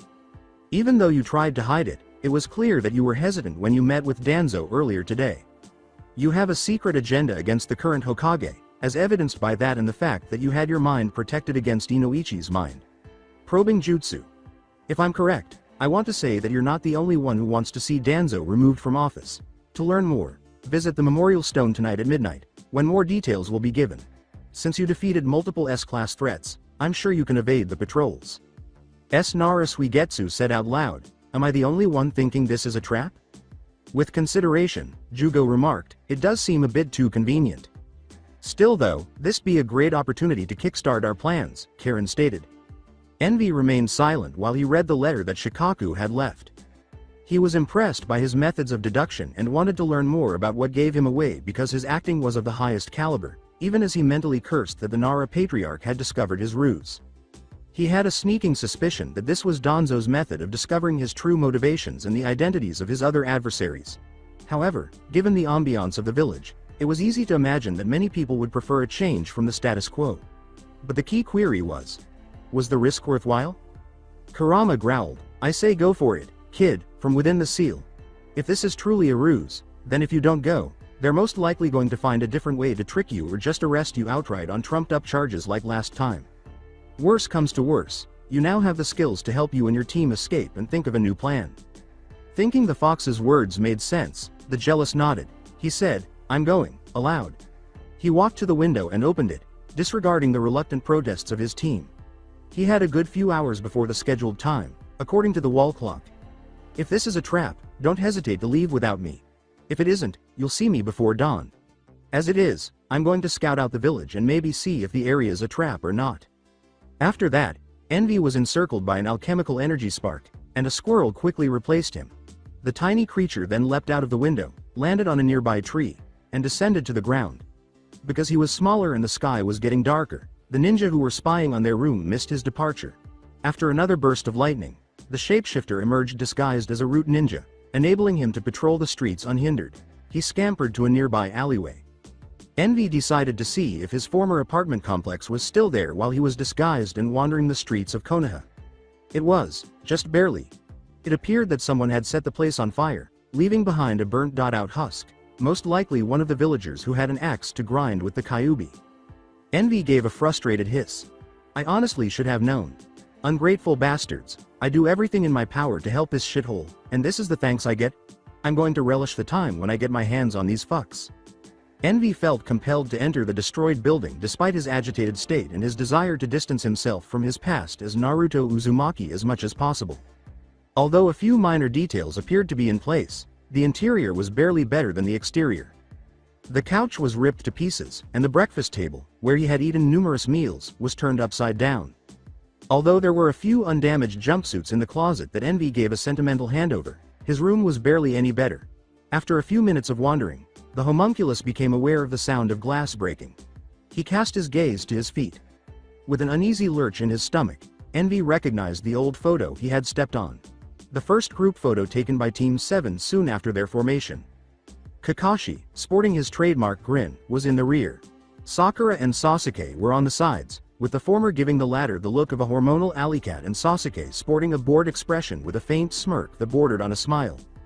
Then, Naruto Uzumaki, the boy he once was, appeared in the front, making twin peace signs. He scowled, dropped the picture back on the floor, and ground his foot on it until it was indistinguishable from the other trash that covered the floor. Initially, a tug of what might be described as sadness gripped his philosopher's stone, but then the weight of his former teammate's betrayal hit him back full force. In order to avoid thinking too much about past memories, both positive and negative, it was time to leave this place. When he smelled something, he went back outside and took a deep breath to calm himself. Incense? He asked himself as he made his way to the building's corner, wondering why anyone would light incense in such a desolate area. His breath nearly caught in his throat as he turned the corner. There was a little shrine close to the rear of his former apartment. Everything dedicated to Naruto Uzumaki was inside the shrine. There were his own photos, some, however, had corners torn off or scrawled on, probably to erase any traces of his former teammates. A part of envy felt that it would be disrespectful to be in any other form than his own in front of the handcrafted shrine, so he dropped his disguise and returned to his normal form. The jealousy incarnate knelt down to get a better look at all the pictures and personal belongings that were arranged around the shrine in an almost affectionate manner. It had a battered and bloody leaf forehead protector at the bottom, the same one he had worn from the day he became a ninja until the day he was wrongfully arrested. He vaguely recalled seeing some of these things in the girl's room in the vision Truth gave him, but the shock of seeing them overcame his curiosity. A voice called out to him as he shakily extended his hand to touch the sacred artifact. "Who's there?" Envy's non-existent heart leapt into his throat at that voice. Ever since his return, he had been thinking about that voice. He returned because of the voice. The homunculus turned and saw a young woman, not the girl he had remembered. A form. Fitting lavender hoodie that matched the pupilless eyes and no longer held the shy nervousness from before replaced the heavy beige jacket. All they had now was strong conviction. Her lustrous locks fell to the small of her back, and her hair was longer as well. When her piercing eyes locked on the stranger, a frown formed on her lips, one that was both defensive and perplexed. Even though envy had to use all of his self-control not to utter her name out loud, it still roared in his head. Hinata. So that's it for today. I hope you guys enjoyed it. Don't forget to like, share and subscribe to the channel for more awesome stories like this. Thank you. See you all in my next video.